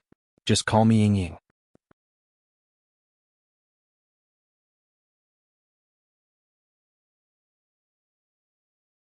Chapter 62. Genius in 1 second. Remember Love Go? Speak, net, providing you with wonderful novels to read. Qin Xiaolin was confused by Zhang Yingying's completely unconventional words. Her current state of being laden with worries really wasn't suitable to deal with Zhang Yingying, who was quick-witted and ever-changing. Fortunately, the elevator on the other side arrived at this time. The higher-ups of the Mutual Assistance Association went over first. Qin Xiaolin tugged at Shui Lei, but she couldn't move him at all. The two were a bit stupefied. Luo Nan held Zhang Yingying's hand and lightly bumped into Shui Lei when they passed each other. Only then did the stiff atmosphere break. The group of people entered the elevator, but the atmosphere inside the elevator could be imagined. The only one who wasn't affected was Zhang Yingying. She pulled Luo Nan to the innermost part of the spacious elevator and intimately leaned against him. Her tall stature blocked everyone's line of sight. "Come, come, come. Lower your head." How could Luo Nan allow himself to be pinched by her? Zhang Yingying's hand moved quickly right when he was frowning. She reached out and pinched his earlobe, stuffing something into his ear. Soon fine noises rang out. "What's this? A built-in earphone?" "Examiner. The exam question." "Okay. Actually this toy is called the Hexa-ear. The name isn't important, and the function isn't important. The important thing is that it's your entrance exam question. It can be very easy or it can be very difficult." Zhang Yingying lowered her hand and raised it again. This made Luo Nan understand that the answer to this question would determine his position in the professional society. "Oh, you guys are going to the 27th floor? There's a gathering? You're not paying attention, kid. Then the exam will end at the moment we arrive at the station.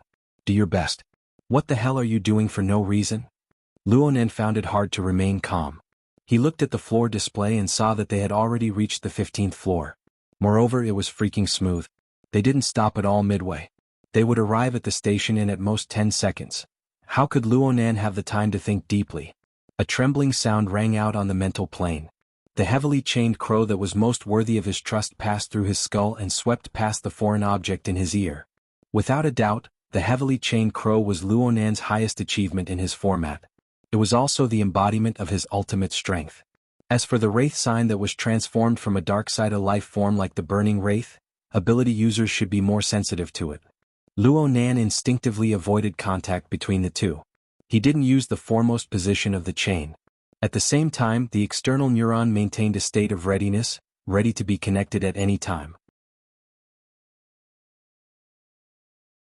After all, the first impression that this Hexa-ear gave him was that of a built-in earphone, like a special electronic product. If the results of the exam weren't ideal, he would have to take it even if he had to cheat. Luo Nan had to fight for his position in the professional society no matter what. This was because it represented his future. The flowing thoughts and judgments actually only took an instant. The heavily chained crow cut through the Hexa-ear and used its resolution-limited senses to roughly analyze the internal structure of this little thing. Sure enough, this was a precision electronic product. The highly integrated components made Luo Nan, this electronic noob, completely stupefied. However, there was a strange reaction that came back the moment the chain cut through. Luo Nan's mind naturally concentrated over. The fine noises by his ears were all blocked out. Only the reaction formed a series of electrical signals that stimulated the relevant regions of the nervous system. It transmitted a set of effective information in a form that could be understood by people. "Oh, this form is quite familiar?" Before Luo Nan could react, a gentle artificial voice rang by his ear, "Number 5357. Welcome to the Xia City Wilderness Explorers branch." At the same time, a translucent area opened up on Luo Nan's retina. A concise visual interface appeared. It was a traditional forum interface. It displayed that the registration had already been approved. He needed to fill in the relevant information. Luonan was no stranger to this sort of virtual interface. Many companies' light film products all had this sort of function. 2 hours ago, he had used the external neuron to have a similar experience. This was also done through telepathy. There was an instant when Luonan nearly believed that the external neuron was disobedient again. But soon he confirmed that the external neuron still maintained its original state. The Hexier was just using an extremely similar method to convert the electrical signals into the brain. Yes, it was extremely similar. Luonan reached out his hand to press against the icy cold metal wall. The rate of his heartbeat rapidly increased. This was without a doubt a brand new clue. A clue related to the external neuron. A clue related to that coward. He should have thought of this earlier. With his grandfather's research on the coward, he should have intersected with ability users to a certain extent. Oh my God. His decision to join the professional society was correct. Ding. An electronic notification sound rang out. The elevator had reached the 27th floor. Everyone else walked out, but Zhang Yingying stared at him with a face full of suspicion. Don't tell me you don't feel anything at all. If you're this disappointing, I'll just kick you down the stairs. Luonan was unwilling to let Zhang Yingying see his chaotic mood. He concealed it by lowering his head and walked straight out. Zhang Yingying followed him out of the elevator and said in shock, "It can't be. This doesn't make sense. My judgment shouldn't be wrong." This woman's buzzing was annoying. Luonan's already fuzzy train of thought was completely messed up. There were already welcome to the society, and so on. Of course he wouldn't believe that he had failed the evaluation. He gave a cursory glance at the information-filling interface. The vast majority of the fields had drop-down options, probably to take into consideration the fuzzy nature of telepathy input. All he had to do was choose from among them. But aside from the basic age and gender, he had never seen most of the other fields. For example, the ability source flow column. There were 2 drop-down options. One was the talent flow, and the other was the system flow. What the hell? Luonan spoke in a bad mood. Am I the talent flow or the system flow? Of course it's the talent flow. Luonan's mind stirred and he confirmed the options. But he still felt that he didn't understand. What's the difference between the talent flow and the system flow? The talent flow is when one is born with a certain special ability. The system flow is when one relies on an existing cultivation system to undergo arduous tempering. Zhang Yingying's voice was a bit floaty, but Luonan had already decisively overturned her judgment before she could finish speaking. I'm the system flow. What a joke. If he chose the talent flow, then wouldn't his grandfather's decades of research and his 5 years of hard work be completely negated?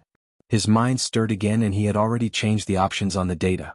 But before he could ask his next question, his neck suddenly tightened. Zhang Yingying had actually tightly strangled him from behind. At the same time, the young woman's energetic body pressed tightly against him, causing him to sway violently. You saw the interface right? You're filling out the form right? You still haven't awakened right? A precision-oriented mental strengthening. This is going to defy the natural order. Luonan nearly fainted from Zhang Yingying's stranglehold. His brain was already a mush.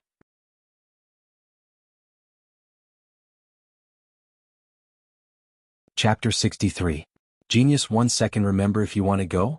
Speak, net, providing you with wonderful novels to read. Zhang Yingying disregarded the situation and caused a ruckus. Of course it was very eye-catching. Shui Lei and the others, who were about to enter the banquet venue, turned their heads one after another. They couldn't hear what Zhang Yingying was saying, but they were all dumbfounded when they saw this scene. Luonan was strangled by Zhang Yingying, unable to make any movements. Zhang Yingying smiled and waved her hand to the front, strangling Luonan to a corner. Shui Lei and the others could only assume that the young couple had some private things to say. They glanced at each other, shook their heads and entered the venue. After this interruption, the stiff atmosphere between Qin Xiaolin and Shui Lei continued to ease. The two found an opening and went to the other side to talk. Let go. Luonan was strangled by the neck and forcibly kidnapped by a woman, and he didn't even have the strength to fight back. Luonan's self-esteem suffered a serious injury. He was truly a bit annoyed. It was true that Zhang Yingying was a familiar person, but from his perspective he and Zhang Yingying clearly weren't that familiar. Perhaps it was because she felt his mood, or perhaps it was because her own excitement had passed, but Zhang Yingying took the initiative to loosen her arm. She recovered her cheerful appearance and pressed down on Luo Nan's chest before he flipped out. I'm worried that you haven't figured out the situation yet. Are you sure you came to participate in this cold dinner party?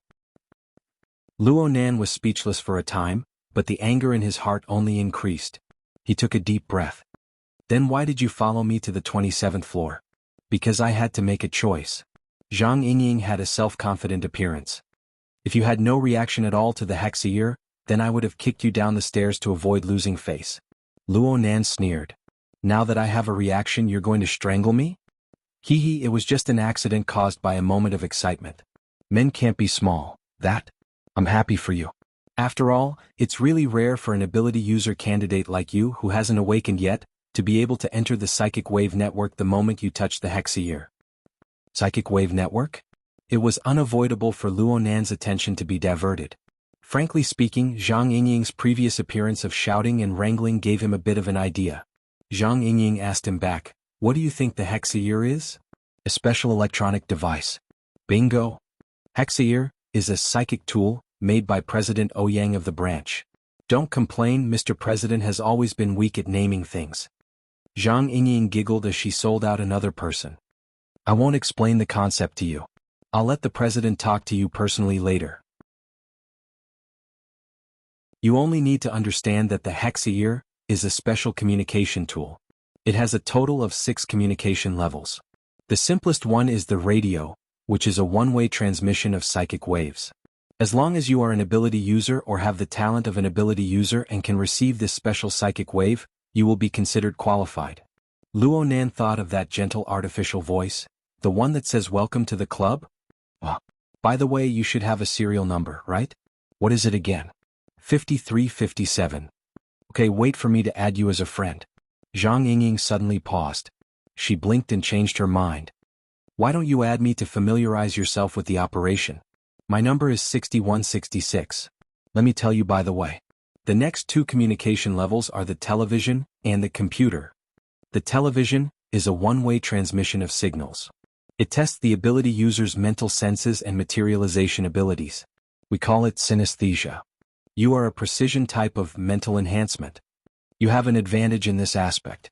And when you reach the computer level, you can realize human-computer interaction. Then you can use the special frequency set up by the society to achieve mutual communication between network users. In order to reach this level, you need to have a bit of mental interference with reality. This is normally the privilege of the awakened. But since you are a psychic, perhaps you have a talent bonus. I'm not a talent type. Luo Nan emphasized once more. He cared a great deal about this.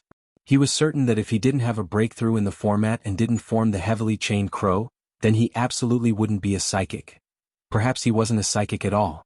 Zhang Yingying spread her hands. Okay, up to you. But if you don't add me as a friend, then I'm going to doubt whether or not you really have the ability.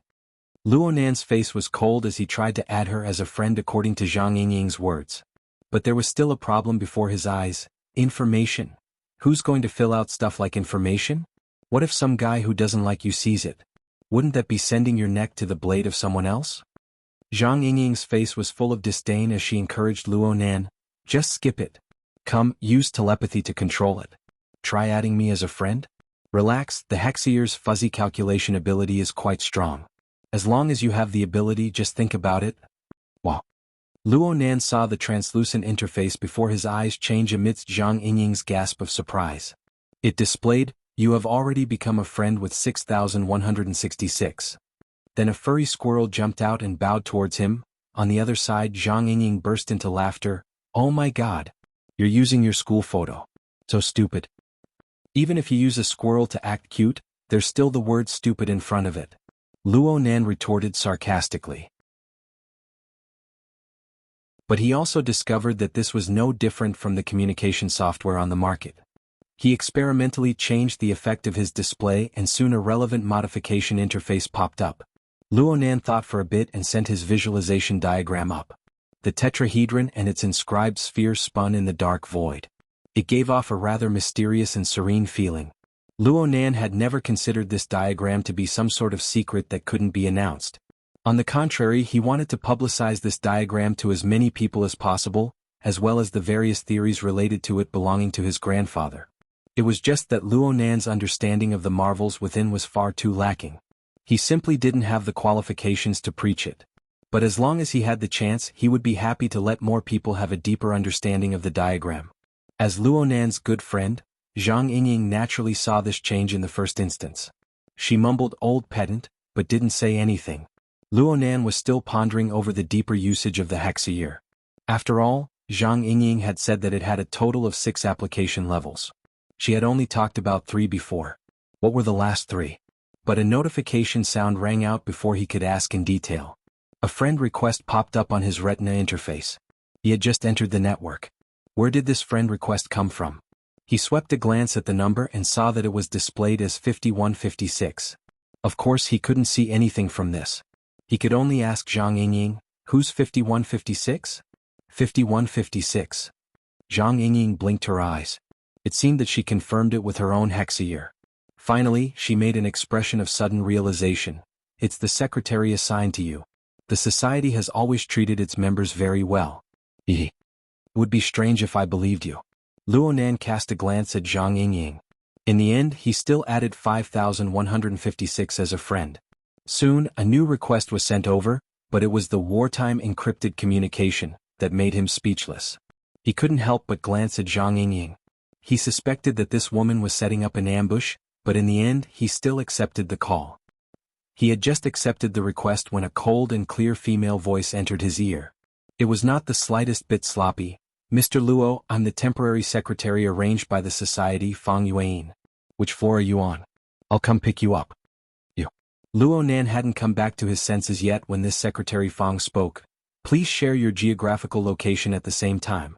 This will facilitate wartime communications." Over. Had he returned to the era of the Third World War?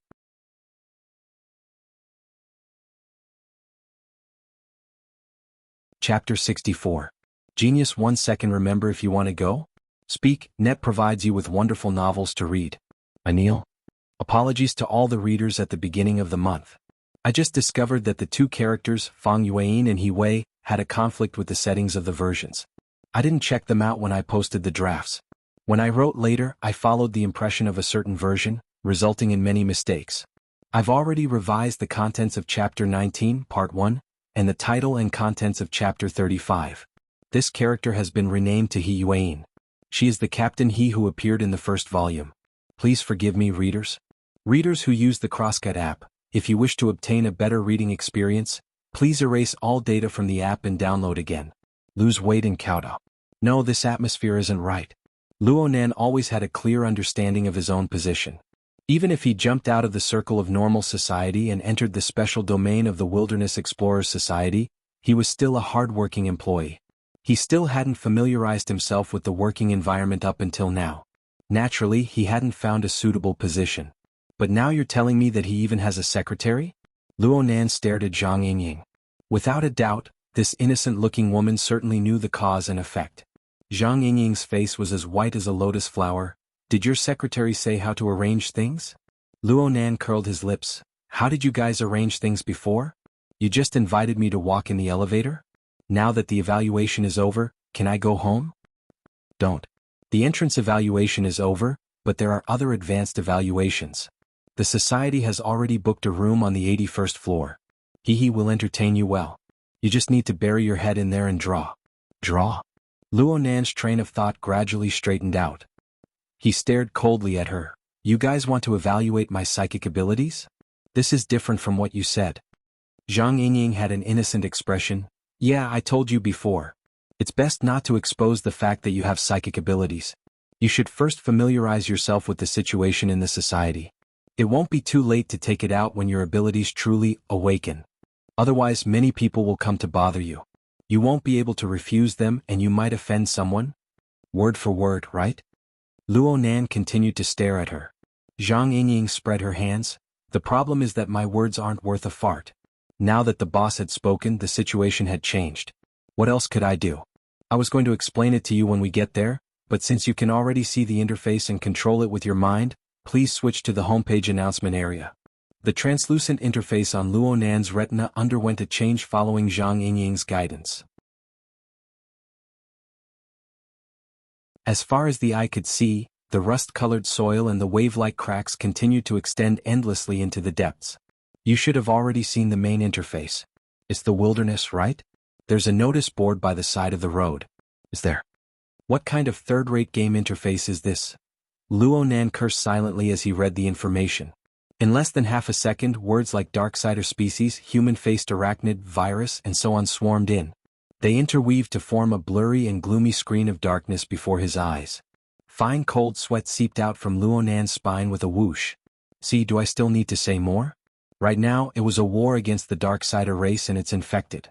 The government, the military, the society, and Quantum Corporation are sparing no expense to launch a search and annihilation operation in the entire city. This epidemic must be completely contained before it spreads on a large scale. Zhang Yingying's finger tapped on Luo Nan's chest, one tap after another. Her face was devoid of a rare smile. My attitude is very serious. The society's attitude is also very serious. Every ability user, no matter if they're veterans or rookies, must contribute their strength when it comes to matters related to our safety.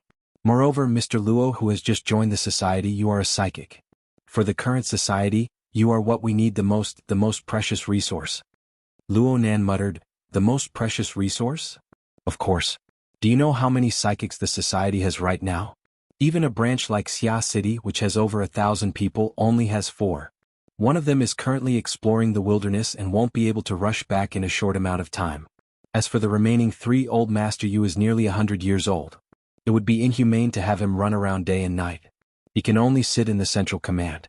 Then East City and West City are divided. Old Gao and Old Bai are working hard right now. And then you discovered a new coolie? Luo Nan sneered in order to conceal the nervousness in his heart. In a certain sense, he could be considered a virus-infected person. It was just that the Darksider seed that had invaded his body had been subdued by the dark chains formed by the format's power. But the problem was that this kind of subduing didn't eliminate the roots. The burning wraith had transformed into the wraith sign, but it still retained its instincts. It was still able to devour its own kind to strengthen itself. Only the heavens knew whether or not his current state could be considered an infected person in the eyes of a group of ability users. Whether or not he was still a target to be strangled. But Luo Nan also had a sort of indescribable excitement amidst his nervousness. The human-faced arachnid. This sort of peculiar existence expanded the depth and breadth of his understanding of the burning wraith in an instant. It allowed him to overlook the ins and outs of this matter from a higher level. It allowed him to overlook the cause and effect of this matter.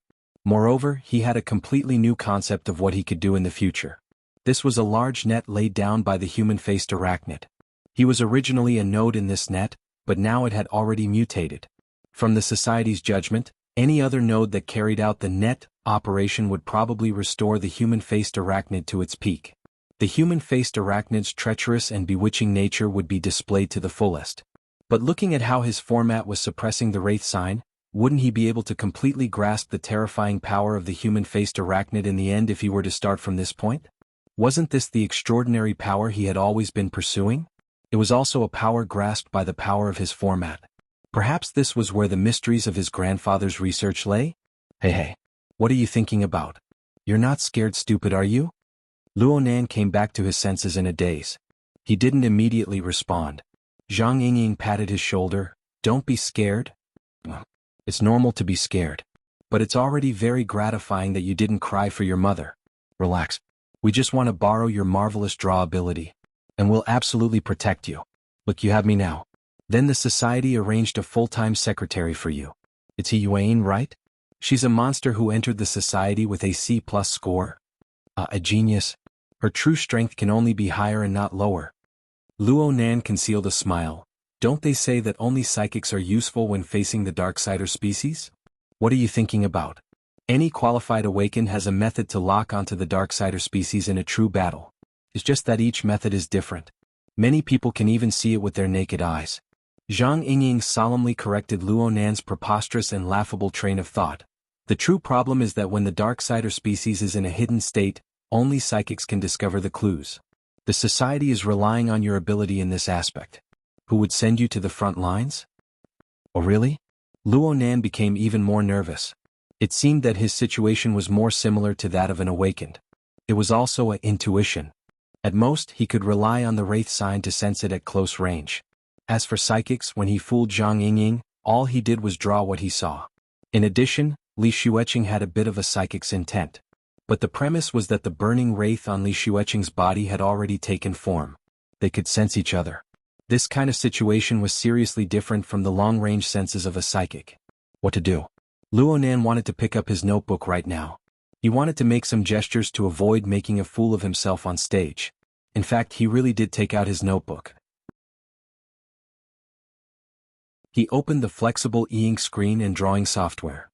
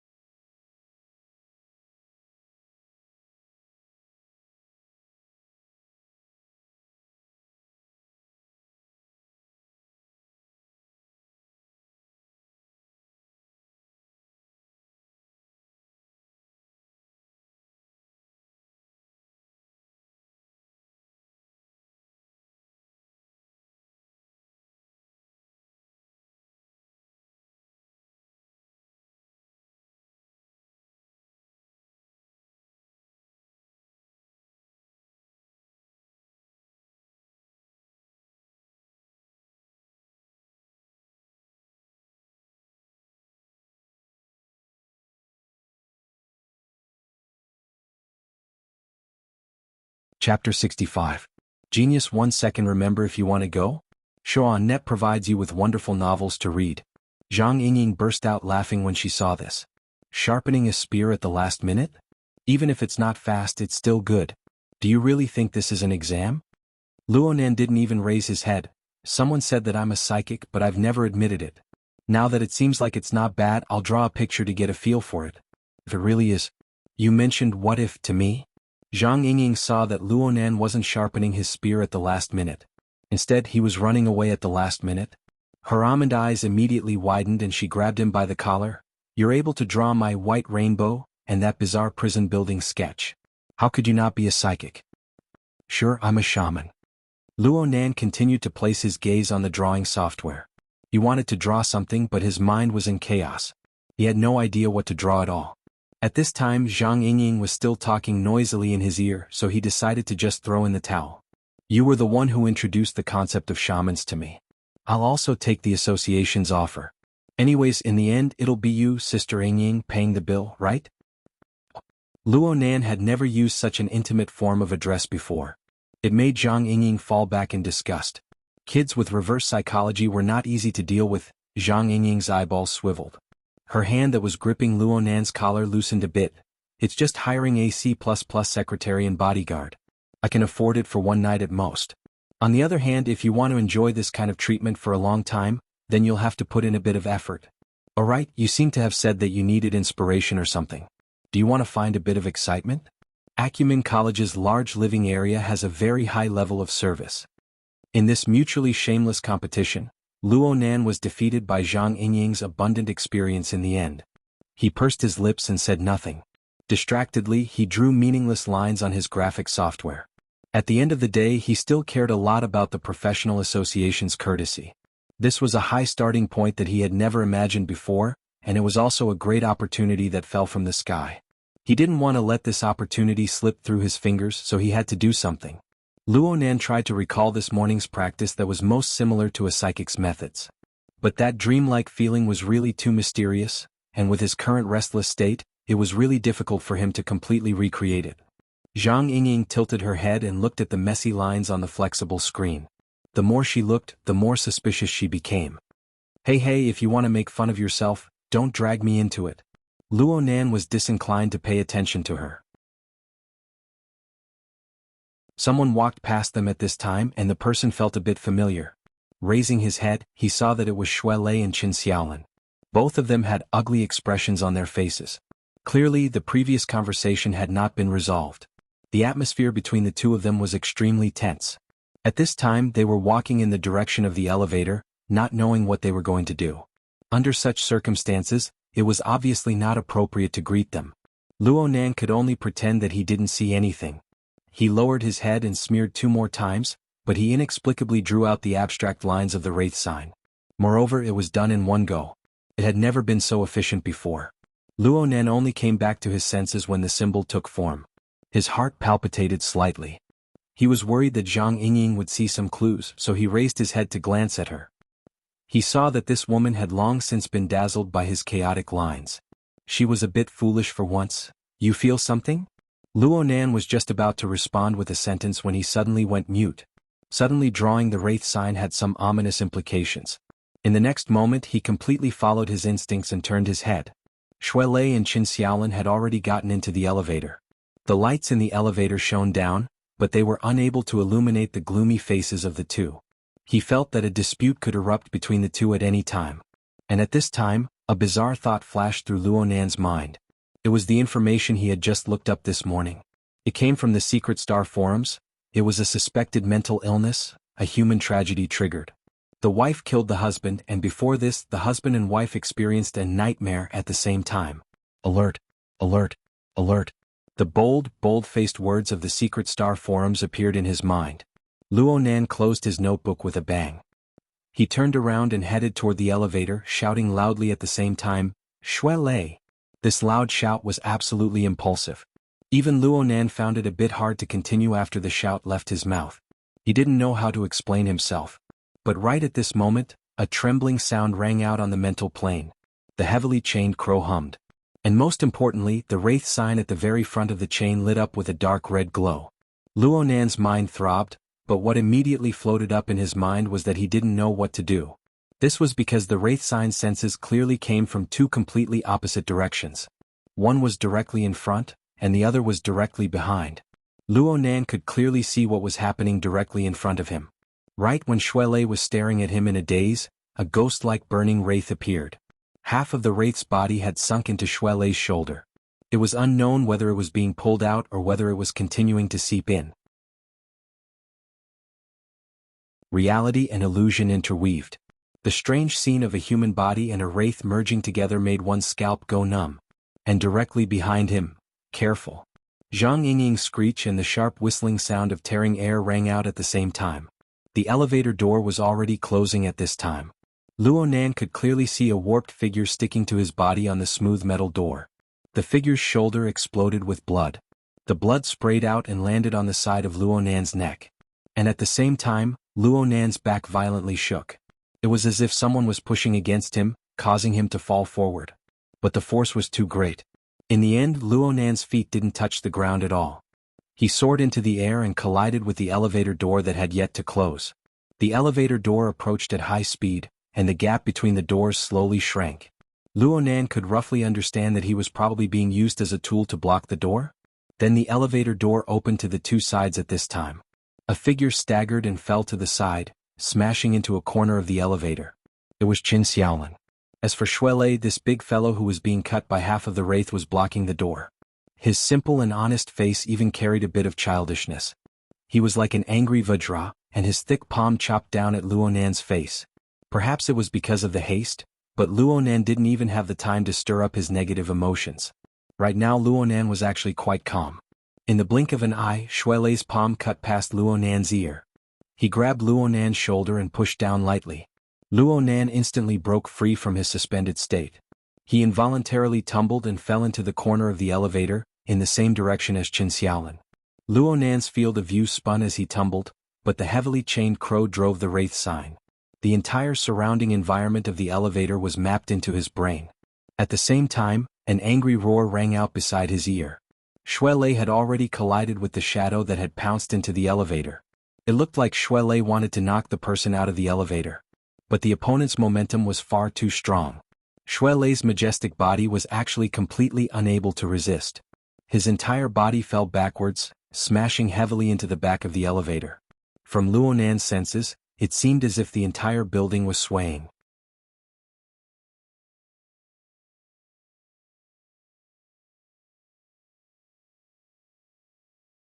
Chapter 66. Genius in 1 second. Remember love go away? Speak, net, providing you with wonderful novels to read. The swing of the elevator was quite intense. Perhaps the violent vibrations had caused some kind of circuit failure, but the elevator doors didn't even close. The entire elevator suddenly sank down, sinking no less than half a floor. Zhang Yingying, who had rushed up from behind, was nearly crushed to death in the intertwining cracks of the elevator. Fortunately, she was able to make an emergency stop, narrowly avoiding disaster. But she looked at the sealed entrance and stamped her feet in anxiety. The elevator soon came to a stop. This sort of maglev elevator floated within the magnetic passageway. The moment the elevator's swing exceeded the safety line, it would automatically activate its mechanical lock and fix its position. This also meant that the elevator would become a sealed space for a short period of time. Luonan and Qin Xiaolin didn't have the ability to fight. Their fates would be decided by Shuelei and his enemy, who were currently entangled together. Shuelei's face flushed red. The man wearing a black suit in front of him was a size smaller than him, but the strength the man displayed was far above his own. Shuelei's internal organs felt as if they had been flipped upside down after receiving a frontal attack. Even breathing was difficult for a few seconds. What was even more bizarre was that the other party clearly had a serious wound on his shoulder that tore through his flesh and bone. His face didn't have any distinctive features, but it was so apathetic that it made one's heart go cold. His exertion of strength wasn't affected at all. Right now, the two's arms were pressed against each other and their legs were apart. Their entire bodies were entangled together.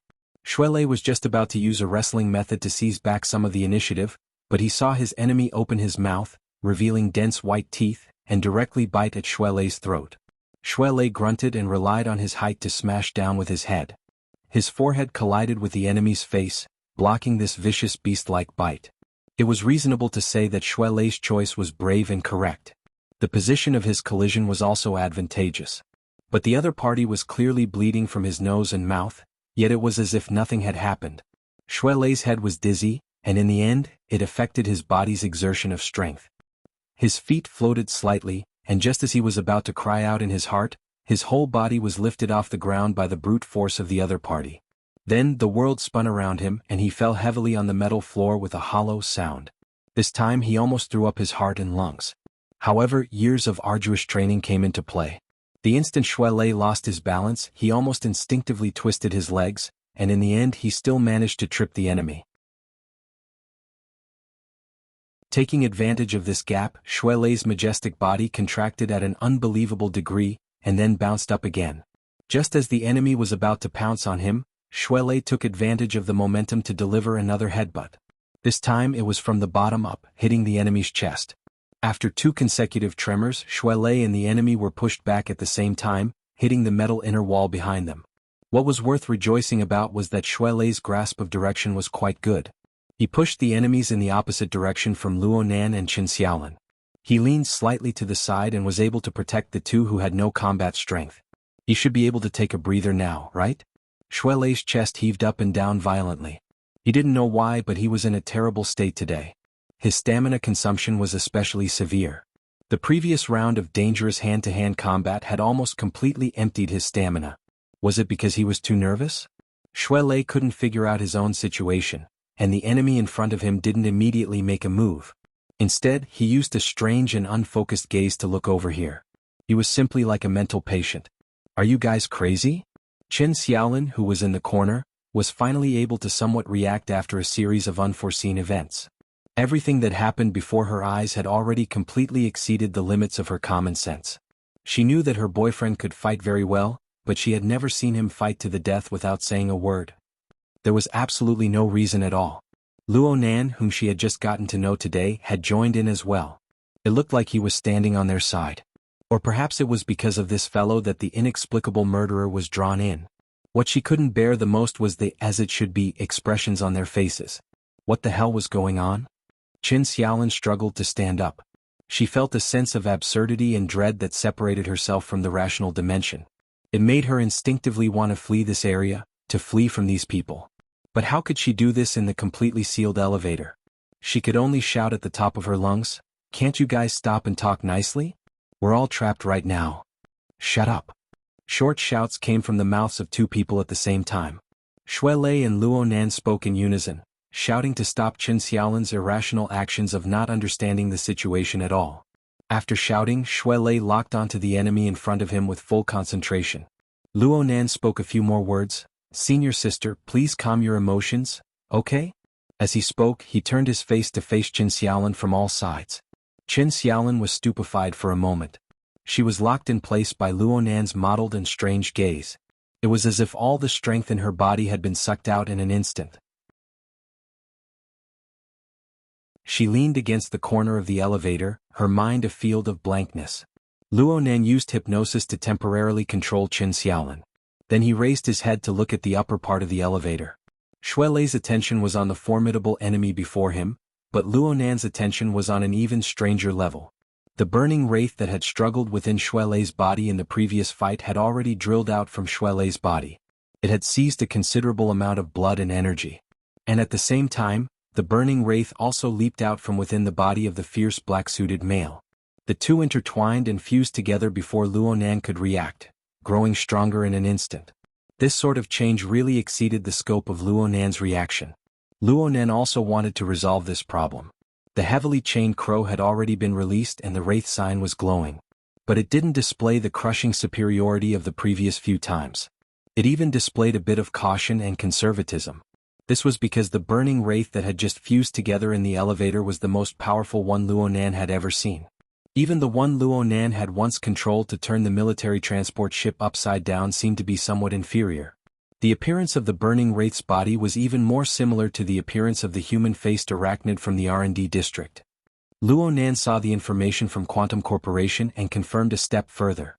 The burning wraith's body was indeed like a hybrid between a human and a spider. To be more precise, it was a giant spider that was clinging onto the back of a human. Half of its body was fused into the human's body. The two shared the same head. It was ugly and demonic. The wraith floated in midair. Actually, it was still using a strange method to endlessly absorb the energy from Xue Lei and the black-suited male. Xue Lei's symptoms of being easily fatigued actually came from this. His opponent was actually more or less the same. Through the senses of the wraith sign, Luo Nan was able to estimate a few things on a deeper level. The current burning wraith had already devoured at least 10 or more of its own kind to display this sort of form. In other words, purely in terms of quantity, it was several times stronger than the wraith sign on Luo Nan's side. Luo Nan couldn't help but sigh at his own naivety as he thought about the hunting thoughts that had just existed. This was the rhythm of being devoured by the enemy.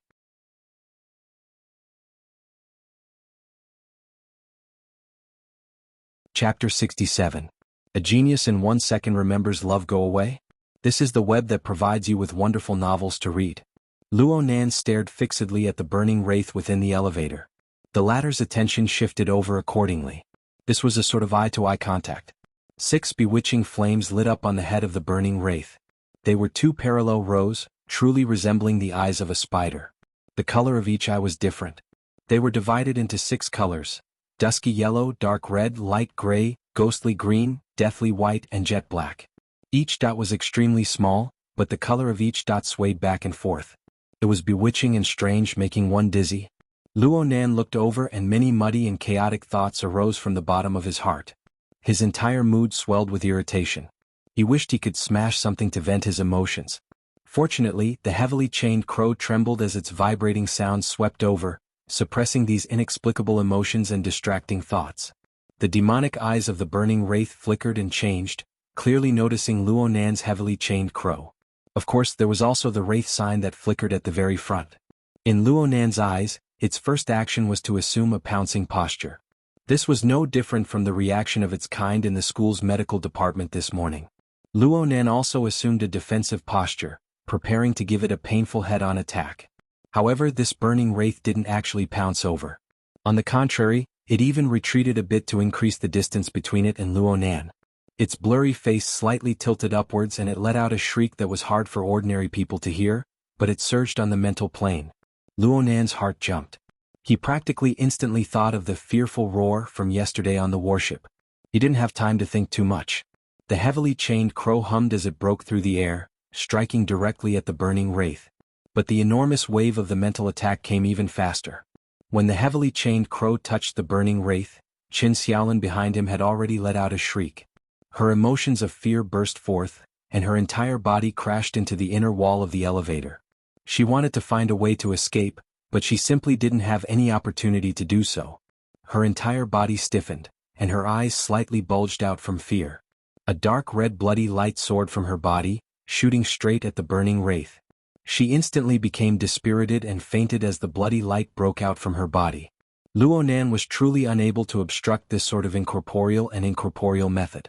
He himself needed to rely on the suppression of the heavily chained crow in order to stabilize his mind and his surging blood and energy. And the chains that traversed through the air seemed to have been affected by the main body. They lost their previously all-conquering strength and stopped outside the burning wraith, trembling. At that moment, the effect of fear roar was far from over. In the elevator, the black-suited male, who was obviously under the control of the burning wraith, let out a short roar and once again pounced towards Shuelei. Shuelei was obviously affected by Qin Xiaolin's scream. His body trembled, causing him to lose the initiative. However, he did not show any signs of weakness. He mustered all his remaining strength and with a low roar, he pushed forward.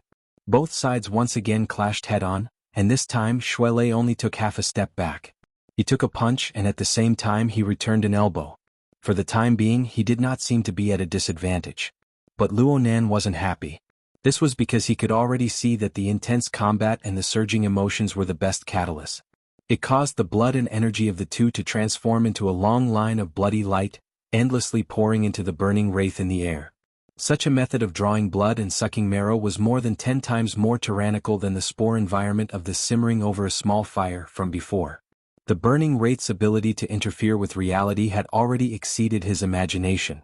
Luo Nan suspected that if he continued to suck like this incorporeal wraith, which only existed on the mental plane, would be able to completely materialize from incorporeal and appear on the material plane.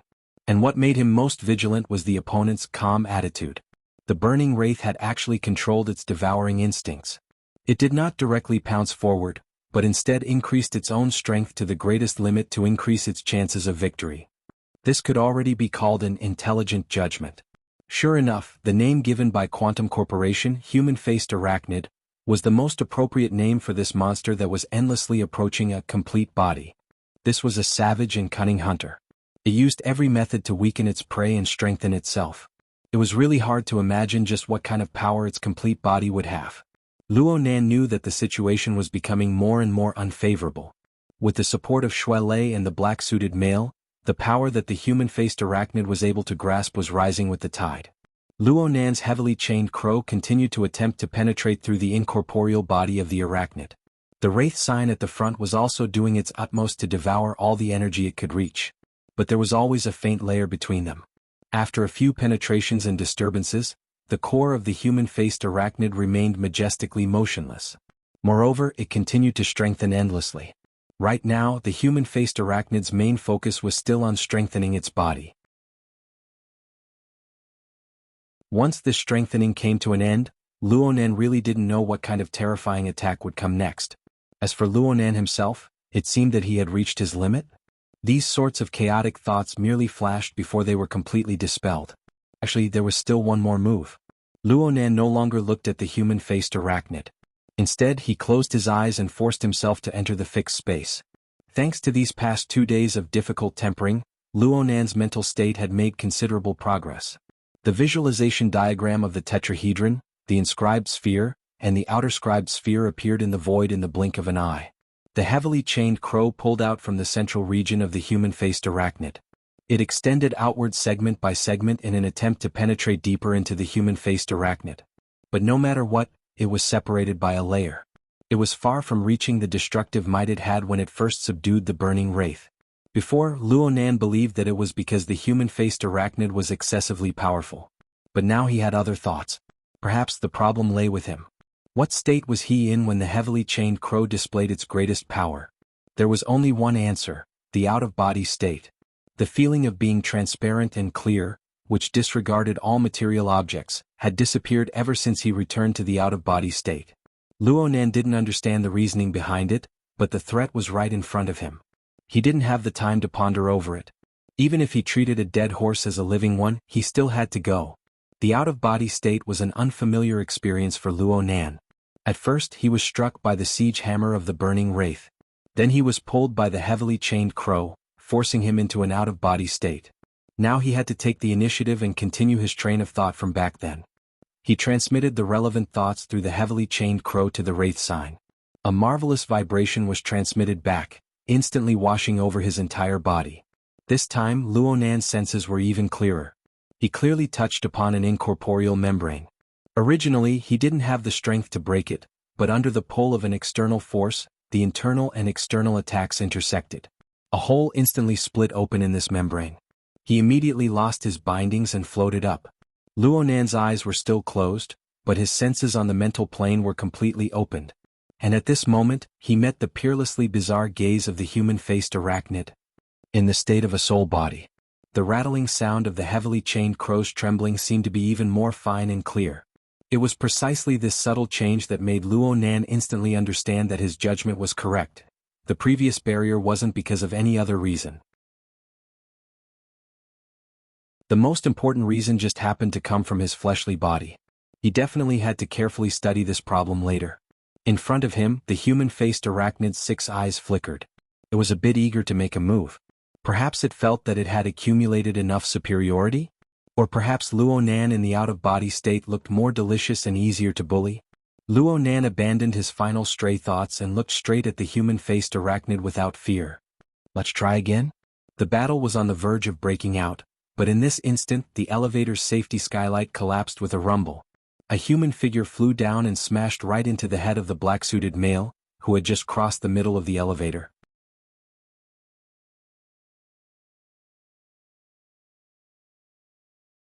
Chapter 68. Genius 1 second. Remember if you want to go?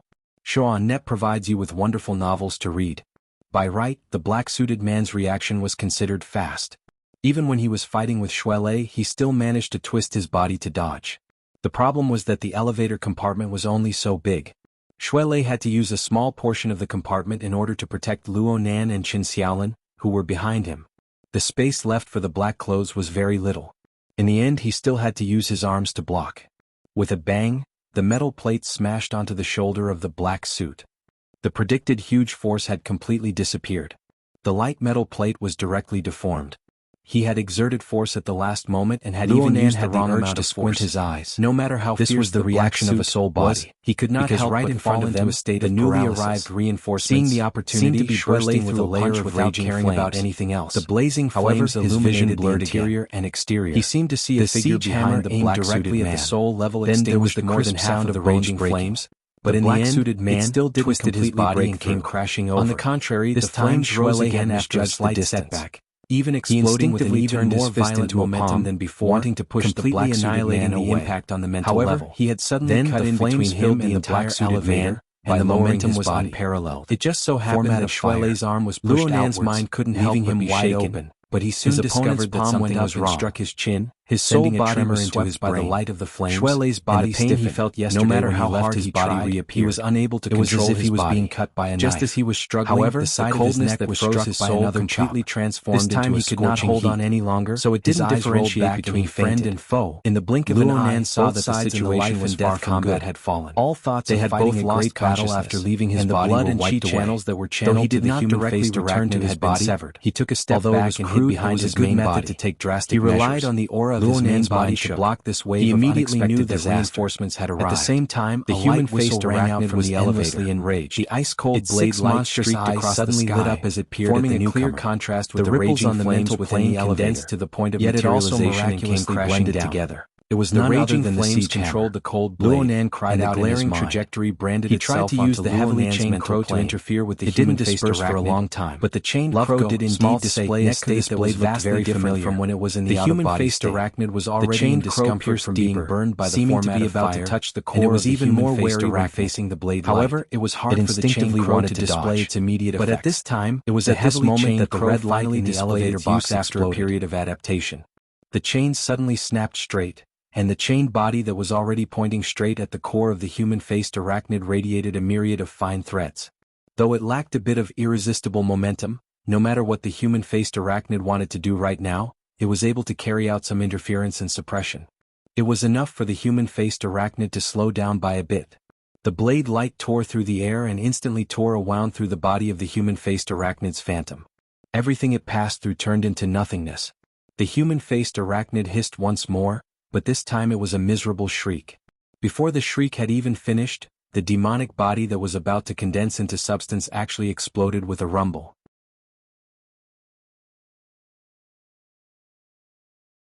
It transformed into countless dim rays of light that penetrated through the elevator box and dispersed in all directions. There was still this move? Luonan was greatly surprised. He could feel that the human-faced arachnid hadn't received any fatal injuries. The only reason it had disintegrated was for the sake of fleeing for its life. Who would believe this sort of judgment without a certain amount of intelligence? The heavily chained crow withdrew.